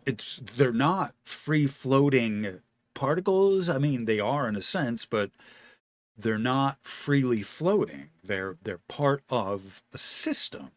All these different size particles, the different size ices and all of that are not grouped together in a band by, oh, these are big and these are small. They're homogeneous, where they are how do I say this?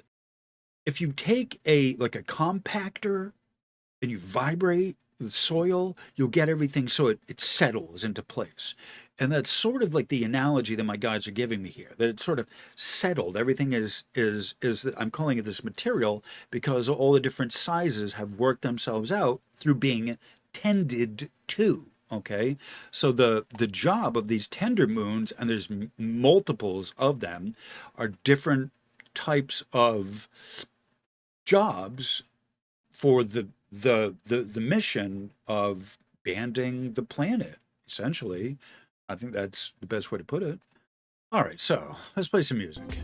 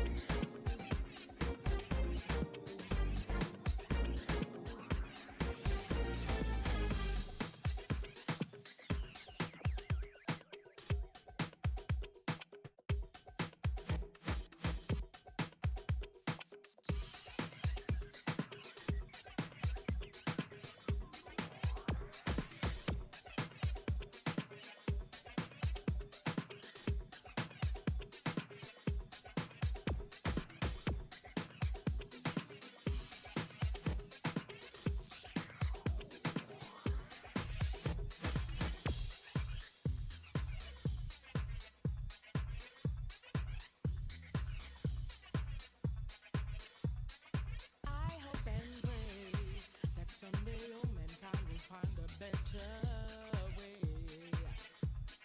to demonstrate a universal love before the judgment day. Let each one teach one. Let the work we do together speak for us. So we as a people can reap the benefits of His almighty love. People all over the world, we've got to come together, lend a hand to our fellow man. It's time for love and understanding. It's time we all join hands. It's about time to take a stand for change. Strive to make the world better. Learn to live without suffering and pain, 'cause they're our future. Through them we get.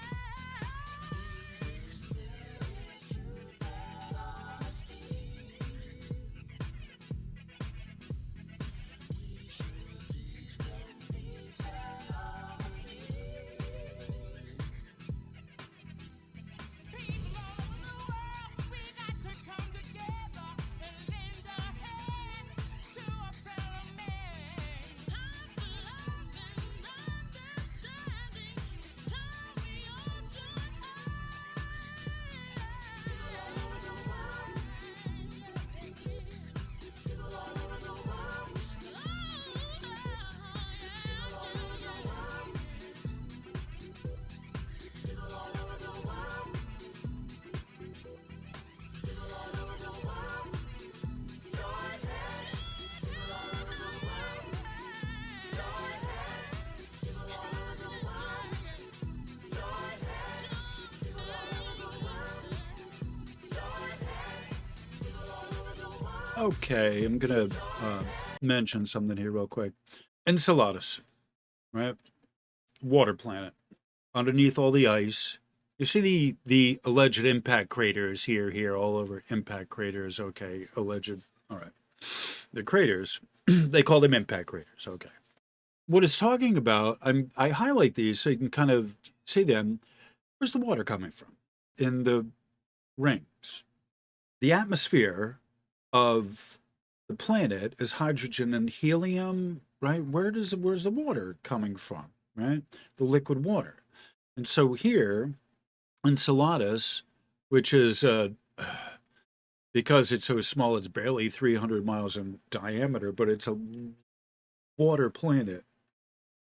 It's a planet of water that spews out a plume every so often of ice and gas.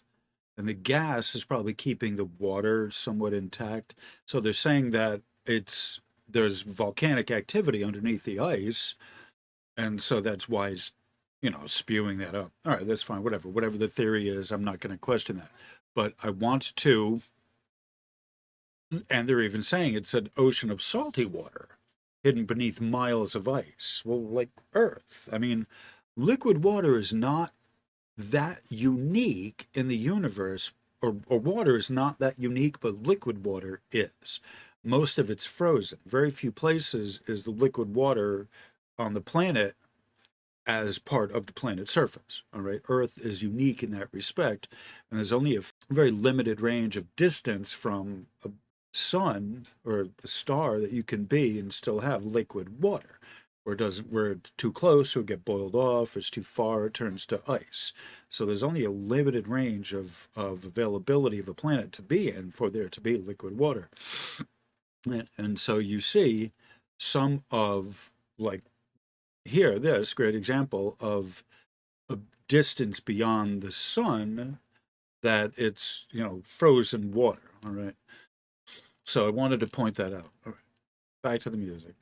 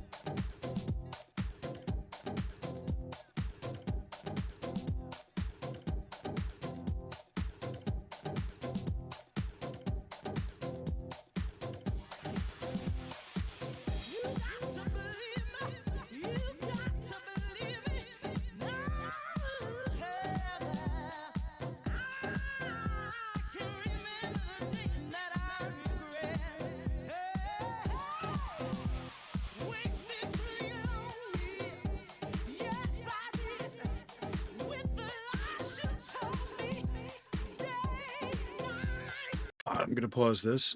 Want to mention something. This woman here, Hendricks, Amanda Hendricks, is talking about the moons. And what they're saying here is that each one is wonderful and unique. Okay. All of the moons are different. There are no moons of Saturn that are the same. Is that big thing, small thing? I don't know. But they obviously didn't come from the planet. They came from elsewhere. And since no two of them are the same, you got to wonder if they came from the same place or how far away this random material was floating in the universe that got sucked into Saturn's orbit. Okay. It's all right, interesting. Okay, it's one of those great mysteries of the solar system is where did all of the constituent elements come from?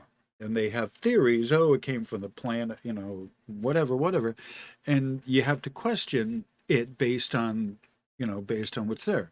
So it's interesting, when was the last time the planet got any new moons, right? We're always getting all kinds of asteroid, uh, warnings and meteor warnings and, that out there that are potentially out there, so you got to wonder how often these guys get new moons. I mean, I don't know, but it's the question. You certainly like I said, the Earth is, when you look at the data on space debris and asteroids and whatever, like every day they see another one, and regularly they see these things, and like, all right, I don't know, but how long ago of a period was it? When did all this stuff happen? Over how long of a period?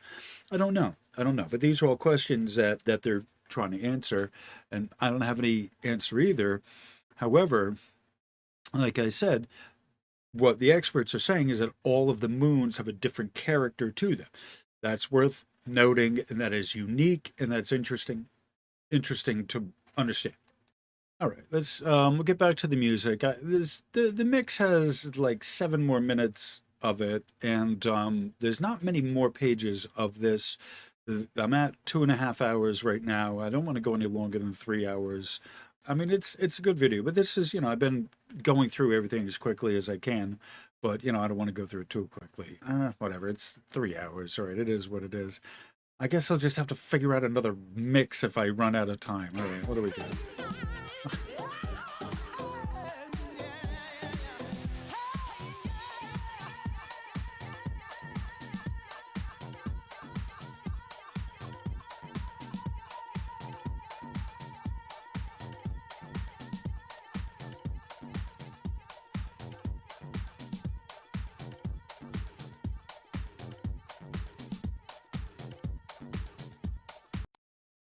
Okay, this is later me doing this. Turns out that there was problem with the microphone, meaning I didn't turn it back on after I had played the music. So there's a chunk of the video that doesn't have talking. So I got to redo that. So as best I can remember what I was talking about, this is Prometheus. The god Prometheus was the one that gave fire to the humans, just for what it's worth. One of the things that they talk about is the way that these things, a lot of these planets, the planetoids, the satellites around Saturn move is a lub-dub. It's a flopping. It's not a spinning. It's not a clean rotation. It's a flopping. Right, it just flops on its end, and that's how it rotates, right? Like the Earth spins, this flops over on itself. And you can see they identify this as potato shaped, and that's a good way to describe it. You can kind of see how it's got this kind of lump here, this mass here that makes it unevenly weighted, right? Unbalanced. And so as a result of that imbalance, it flops around kind of on its side, as you would roll a potato, okay? They talk about the pock marking on this. okay, it's hard to imagine, like an asteroid hitting this. Uh, okay. Um, I'll just read what it says. Cassini spied details on pockmarked surface of Saturn's moon Prometheus, which is 53 miles across during a flight. And I guess from here, can't even see it from here to here. Right? From there to there, 53 miles. All right. During a flyby on 6th of December 2015. This is one of Cassini's highest resolution views of Prometheus, and the view looks toward the side of Prometheus that faces away from Saturn. North on Prometheus is up. Prometheus orbits Saturn just interior to the narrow F ring, which is seen here in the top. So you can see this right here. Oh, come on. This right here is your F ring, right? And Prometheus is one of the tender moon fleets that clears along the edges. But this one and there's another one go back and forth, and they weave. It looks like a weaving. All right. So Dione. This is one of the moons that I wanted to bring up. I want to show you this feature here. All right. There's another one. There's another one there. All right. So you say, well, there's another one here. All right. You say, well, they're just impact craters. I said it's possible. They could be. However, this is like a number of other craters. In fact, there's actually a study of these that is more common than you might think in a lot of these planets, that there's a impact crater without signs of there being actually an impact, okay? It's not a crater as if you would scoop it out. It's just a flat area, right? You can see this, our moon, the moon that we have, it's the same thing. It's like it's scooped out and there's a flat bottom to it, right? This is one of the things that we're looking at is a flat bottom. Big, wide crater with a flat bottom and no residual evidence of an impact, of ejecta flying up. You can't look at that and see that there was an impact. There isn't, there's a number of things you expect to see with an impact crater. One, it's the size and the shape of an impact of something, blowing up, an explosion that comes with an impact, there being ejecta, there being the visual look of an explosion or something blowing up, of radial lines coming from the crater. There's no ejecta that you can see. Like we have craters on Earth that are visually craters that are caused by a meteor, by a explosion with ejecta around the rim. That's one of the things that you expect to see is huge. Look at the size of this. You expect to see a huge pile on the rim of where the material would have clumped up, or should have, or would have, and we don't see that. Additional to that is a little bit in the middle. This little tiny guy here in the middle, this pimple, you can't even see it. Okay, that little pimple there.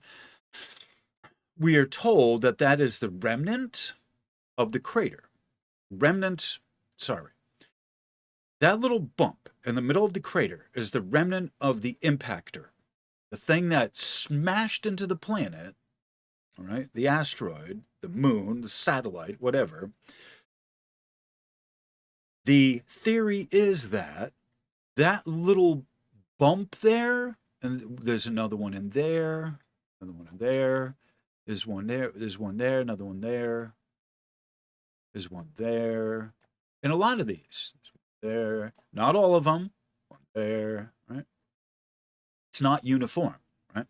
So in all of the craters, you don't see that. You only see in some of the craters that little pimple. I'm calling it a pimple, but it's the remnants. What they're saying is the remnants of the impactor that hit the planet. So they don't all have that. And you have to wonder, what is that? That, I mean, if it was the impactor, if it was the remnants of the impactor, all of it what did it do? Did it disintegrate it except for some of it? Did it melt except for the middle of it that was iron or some, some metal continually? Right? Like it does that the same exact type of thing multiple times, right? It wasn't a physical impact of it smashing into it. That's why there's no ejecta there, right? A theory. What's a theory here, right?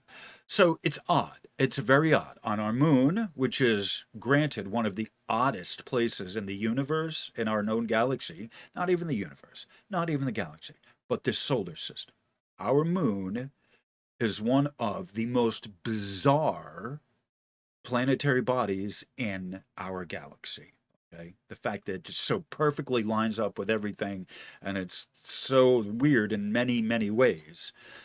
Our moon has that as well, and it's makes one curious how you could have an impact, not leave any traces of it, yet the impact was hard enough so that it broke up the impactor and left just that little pimple of something, which is uniformly, like you see the same thing with this with the moon, right? There's a little tiny core of it like that. What they say is all that's left of the thing that impacted it.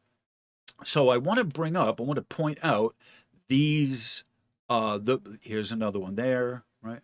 These craters that are shallow, without any sign of ejecta, with a tower-like structure in the middle. I suppose we can debate whether or not you think that's a tower in the middle of there. However, it's more questionable whether or not that was caused by an impact. Okay? That this thing is sticking in there, up, right? It's in the middle of the crater, it's in the middle of a shallow crater, and that's all that's left of it. There's no more on the outside of it? Really? What is this? What is it, titanium that didn't burn up? It's just this last little core creating a tower. It didn't go into the planet anymore. It's a really wide crater that with no depth to it, and it created that thing in the middle of it. Something about this isn't right. As someone that works with my hands, that works with materials, that builds stuff, that has builded stuff, that knows how stuff is put together, there's something about that narrative that just is not right. You calling it a mystery to validate the theory? Well, that's the best theory we have. It's just some mystery. Calling it a mystery doesn't make your theory correct. There is a lot more to this that needs to be looked at. There's a lot more to this that needs to be looked at that is not explainable by an impactor, by the impact crater theory. Okay. And I just want to put this out there that one cannot reasonably say that, oh, this is just random chance when there's a bunch of moons that are acting intelligently in the Saturn system. Okay. So this here being another evidence of an intelligent sphere or a satellite sphere acting intelligently. How would it do that? By having broadcast beacons and a satellite dish. We do that here on the planet. Arecibo is a good example of this, right?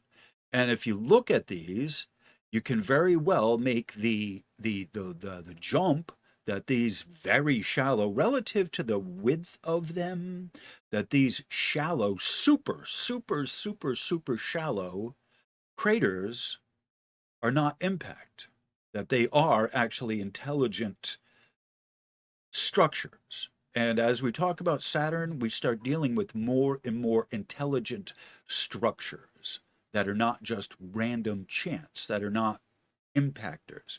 And it would be difficult for you to say, for the other side to say, that you have a bunch of random impacts that all ended up looking identical.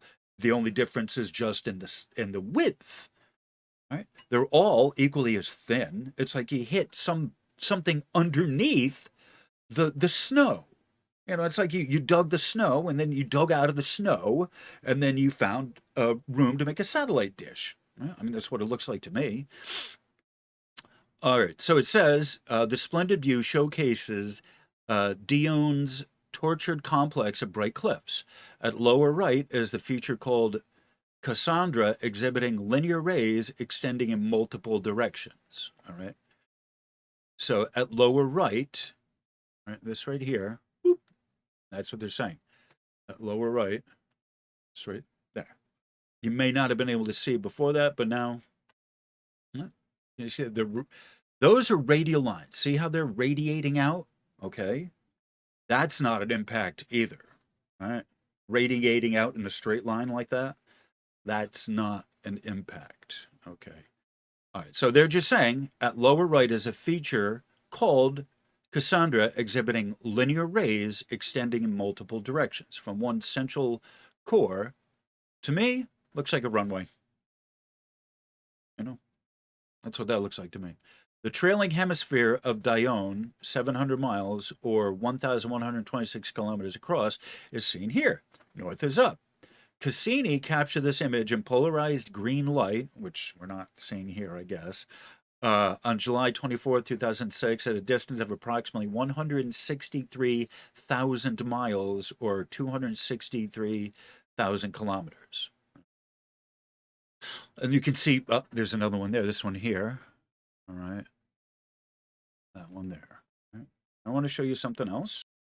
Okay, I've already kind of shown it, but I'm going back to this. This is the first one here in this chapter on the other moons, and this is Iaptus, spelled IAP, right here, IAP, IAPETUS, Iaptus, Iaptus.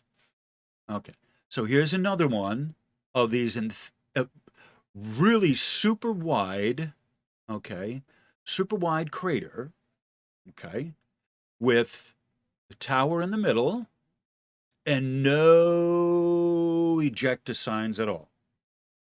Relative to the size of this crater, how on earth would you get that little bit of depth? How do you make a crater that big and not leave any signs of it, except for the tower in the middle?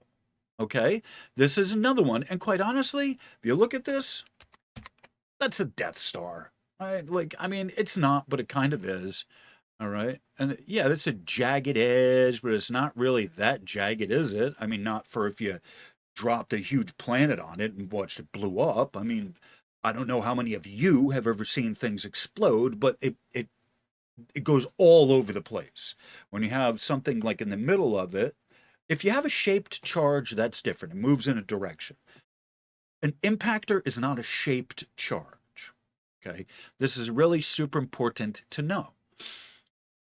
If this was an impact crater, there would be all over here, there would be signs that you have an impact, that there was an impact, and yet you're not finding that. And we see all over here, these pockmarked with these oddball type of craters with a thing in the middle, okay? The tower, I'm calling it tower. Right? There's one all over the place. There's another, there's one, there's one, all this. There's one, there's one. All right. So it's not that those shallow depth craters with a tower in the middle are that unusual. There are a lot of them, right? Not only on our Earth, but around the solar system. But that doesn't necessarily mean it's of a natural order or a natural origin, as if, by their theory, something did impact it. If something did impact it, you would see more evidence of an impact crater rather than what looks to be a mine, right? Or a satellite dish, okay? All right, so let me go back to Prometheus, right? There's that. It's Dione. Epimetheus. All right. Here's another one with these, except there's no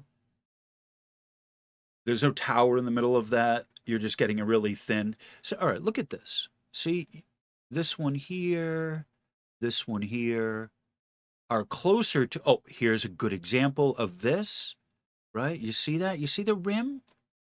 You see the edge of it? You see the rim of it? Right there? Right? That's what an impact crater would look like. Okay? I think it's really important to understand this. That's what an impact crater would look like. You have, see the raised area around it, right? It's really super important. Whereas these others, you can see it's like you took a scoop.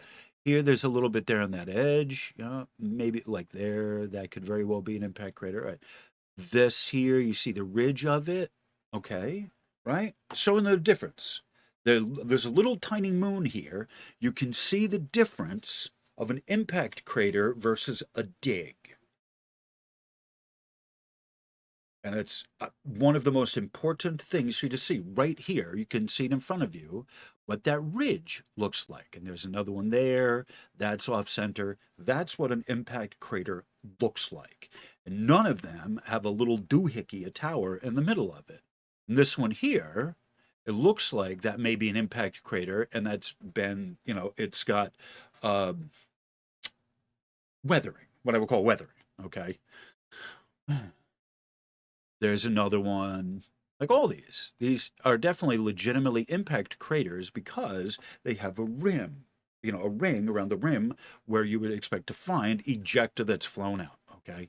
Perfect example. Most of these, I would say, just from looking at them, all kind of look like, there's another one there, that one there. You can tell, right? Go into the picture, you can tell the difference between the ejecta and between the dig, what I'm calling the dig.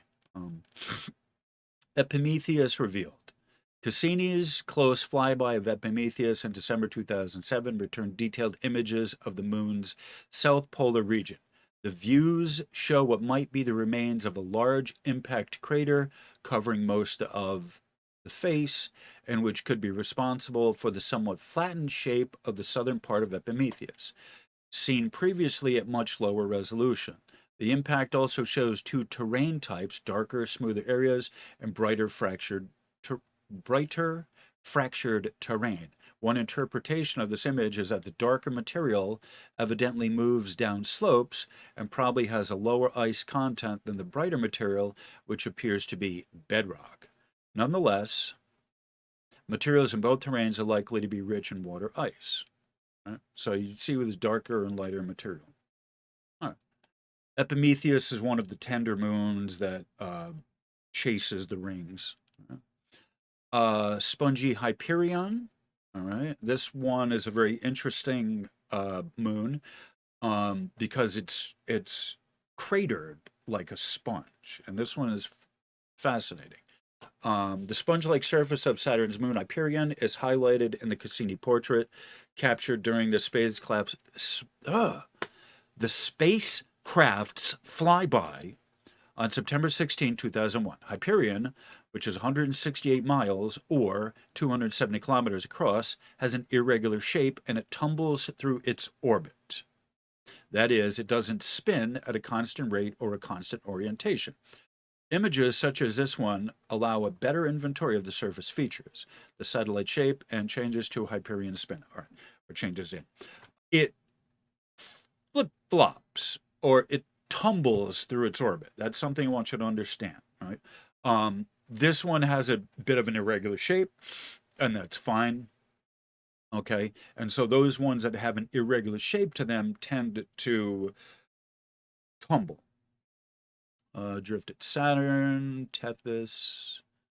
All right, this is fascinating. That's interesting. I think I played some music for this.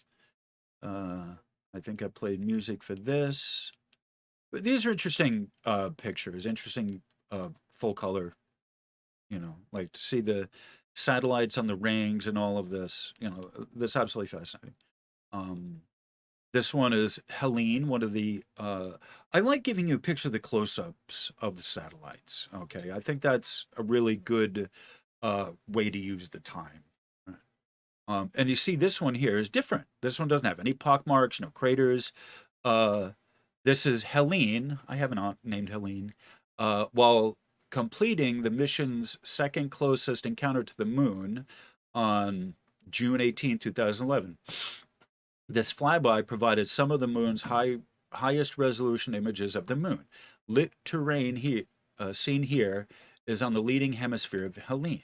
All right, so this was the picture of, and this picture kind of gives me the willies, to tell you the truth. This thing is like a sponge. I'll just read you what the caption says. The stunning false color view of Saturn's moon, Hyperion, reveals crisp details about the strange tumbling moon's surface. Differences in color could represent differences in the surface composition. Cassini captured this image during a close flyby on September 26, 2005, from approximately 38,500 miles away.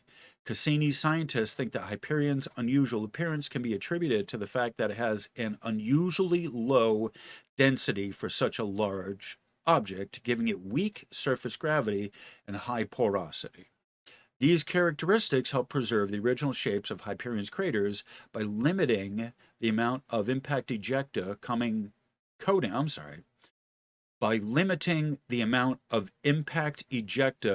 the moon's surface. Right? So, ejecta, the material that gets thrown out when it is impacted, right? What happens to that ejecta? Where does it go? If something is colliding with this, that material has to go somewhere. The ejecta. Where is it going? What's happening to it? If you don't see any evidence of that on the planet at all, right? On the satellite, like I showed you. That's a good example of an impact crater, right? It's not big. The rim is not that big, right?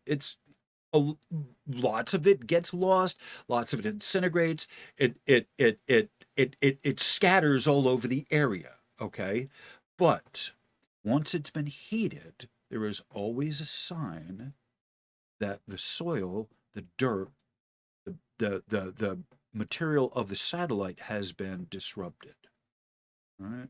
The impact not only knocks it loose, it heats it. If you've ever seen a volcano where the smoke and everything from the soot, the smoke, the ash, the smog, the fine particles of grain, that's all what you would expect from an impact that knocks loose part of the planet.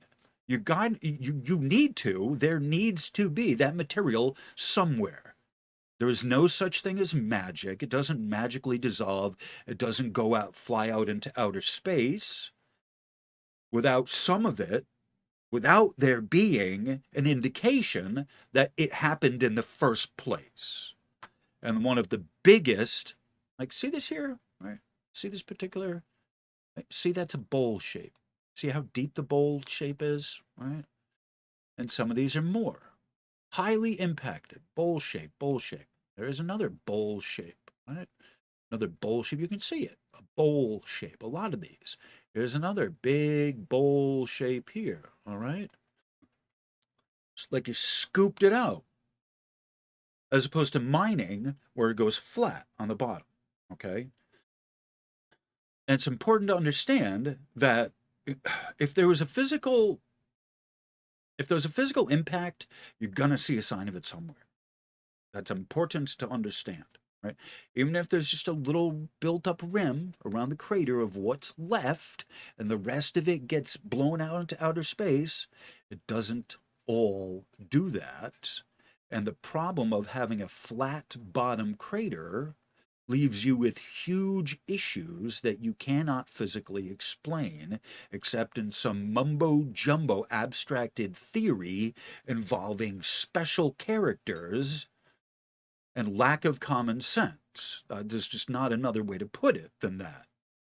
If you have a huge impact that makes a miles-wide opening in the planet and no depth to that crater, it's not an impact. No sign there was an impact. It's just a dig site. That's different. That's significantly different. A dig site is significantly different than a crater, Right? The crater leaves evidence. It's how you know it was a crater and not a dig. Right? So Hyperion is one of these moons. It's got they talk about this, and in the article that I do, or the writing I do about this, I explain how these craters can be used to hold onto material and then release it later on. As you flop through your orbit,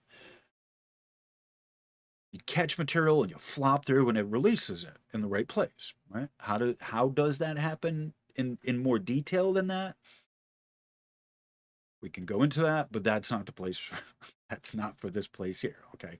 I've talked about that in the research paper, explaining a little bit more detail how that might be possible. Okay. There's an electric charge that gets developed as you go through the field of the planet. Vacuum, the space around Saturn is not exactly a vacuum. Right? There's a lot of material that's floating around Saturn. Okay, it's important to note that. Epimetheus, right? Talked about the planet that blows, sends huge jets out into into space. That's one of them. All right.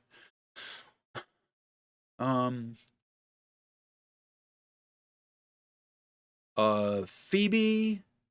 This image of Phoebe, shows bright wispy streaks thought to be ice. Okay, bright wispy. That perhaps. I'm not sure. The brightest is about 28 miles. The crater on the left with the most bright streaks, all right, so this one here, sorry. This one here, the crater with the brightest streaks is about 28 miles in diameter, measuring from the side nearest the viewer to the side furthest from the viewer. Cassini captured this image at about 7,400 miles from Phoebe. No enhancement was performed on this image. All right. So you see, this is another one that's kind of lopsided. Interesting features. Couldn't imagine this to be impact. You know, it's just terrain. It's part of the planet. Oh, and here it is. Oh yeah, the big one. This one here. Oh, this one is the one that looks like the Death Star. That's it. The Death Ray. All right. So that one, you see that. You see how far out that tower comes from the crater. All right. Mimas, let me read you what it says. Mimas, giant crater, Herschel. Hold on. Okay. Yeah, they actually named the crater. It's that big. Herschel lies near the moon's limb in this Cassini view. A big enough impact could potentially break up a moon. Lucky for Mimas, whatever created Herschel was not quite big enough to do so. When large impacts happen, they deliver tremendous amounts of energy. Even impacts that are not catastrophic can leave enormous, near-permanent scars on bodies like Mimas. All right. So it's telling you, right? So again, impactor. Well, what could have caused something like that? Couldn't imagine anything else having created that type of a dig pattern with a tower in the middle of it that is shallow. It's extremely shallow. And they're saying that it was an impact crater that caused that, right? It was left a huge crater with no damage. And the middle of, right, there's no impact crater. You can't really tell. Hold on.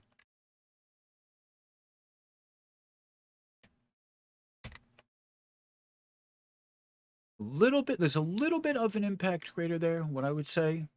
Okay, sure, a little bit of that material, but there's no radial lines. Look at how big that is. There's no radial lines coming out and nothing got cracked, right? That's another problem with the impactor theory, is that if something is coming in that's that big, that's leaving its core there, and there's no cracks on the surface, right? How do you explain that? Just magic? Is this another magic thing? Or are we going to make an equation with abstract numbers, right, to explain that? I don't know. Is there a mechanical, technical way, or does this only get explained through abstract numbers, special symbols and Greek letters. Because that, to me, and it tells you right here, when large impacts happen, they deliver tremendous amounts of energy. Okay, but even impacts that are not catastrophic can leave enormous, near permanent scars. There's not a scar there. That's a dig, right? A scar would be a rip or a tear or a break, right? Or a rend or a rift. There are no scars from that. Right? There's only the tower, nicely shaped tower. There's only the alleged core of the thing that allegedly impacted it without any. There's a crater and a thing in the middle, which you're ascribing to the impactor, and yet no other impact evidence. Not that we can see here. You see, you see some of these, right? That's a bowl shaped. That's a bowl shaped, right? A lot of these are bowl shapes. Bowl shapes, like I'm saying, bowl shapes. This one here is a flat bottom, all right? That one, there's a flat bottom. This is another flat bottom, okay? This one here is a flat bottom. All right, so some of them, I'd say, okay, they're not all funky or funny. Some of them are rounded out, okay? And yet this one here got a thing in the middle of it, right? This one here got a thing in the middle of it, right? A lot of these have towers in the middle of it. Can't call it a core of an impactor if there's no other evidence that there was an impactor. So the tower in the middle of the dig site, right, makes you wonder.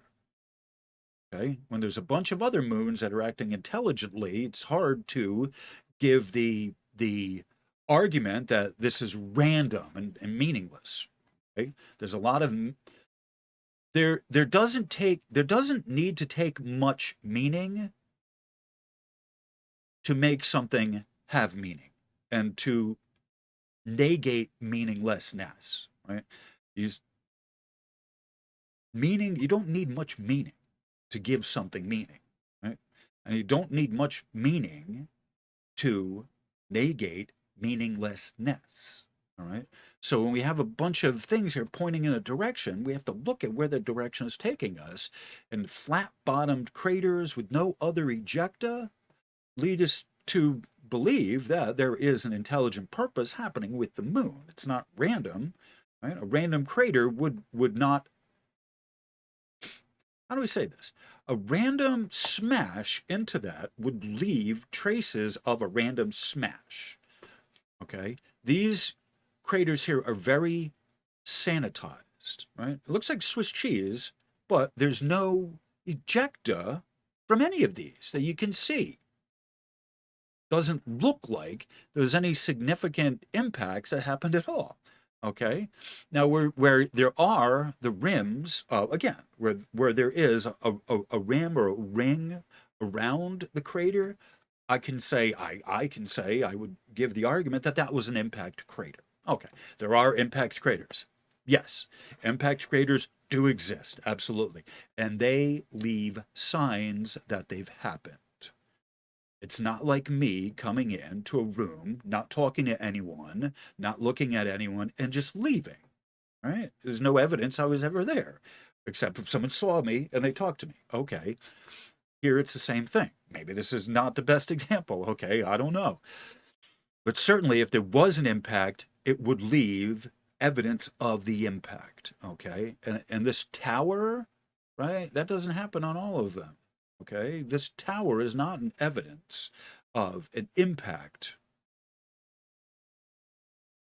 Not as far as I can see, not as far as I can tell. And you'll have to make that case strongly with something more strong than just an abstract equation. Right? That's how a lot of the scientists get away with making these bizarre claims of stuff, is because it's supported by abstract mathematics, which isn't really math, it's just abstract equations. Okay, and so this is one of those. The impact craters are one of those great examples of the uselessness of the abstract equations, because it doesn't tell you what actually happened. Right? It doesn't physically tell you what happened. Right? No, they don't give a better view. All right, so I'm gonna play this. It's late. It's 20 of 3 in the morning, and I have to go to bed soon. So I'm gonna play this, just the rest of the mix, and then be done with the video. All right. So on that cheery note.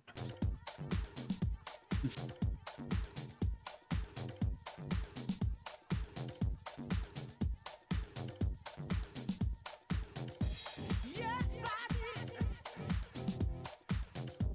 Yes, I did. Yes, I did. Yes, I did.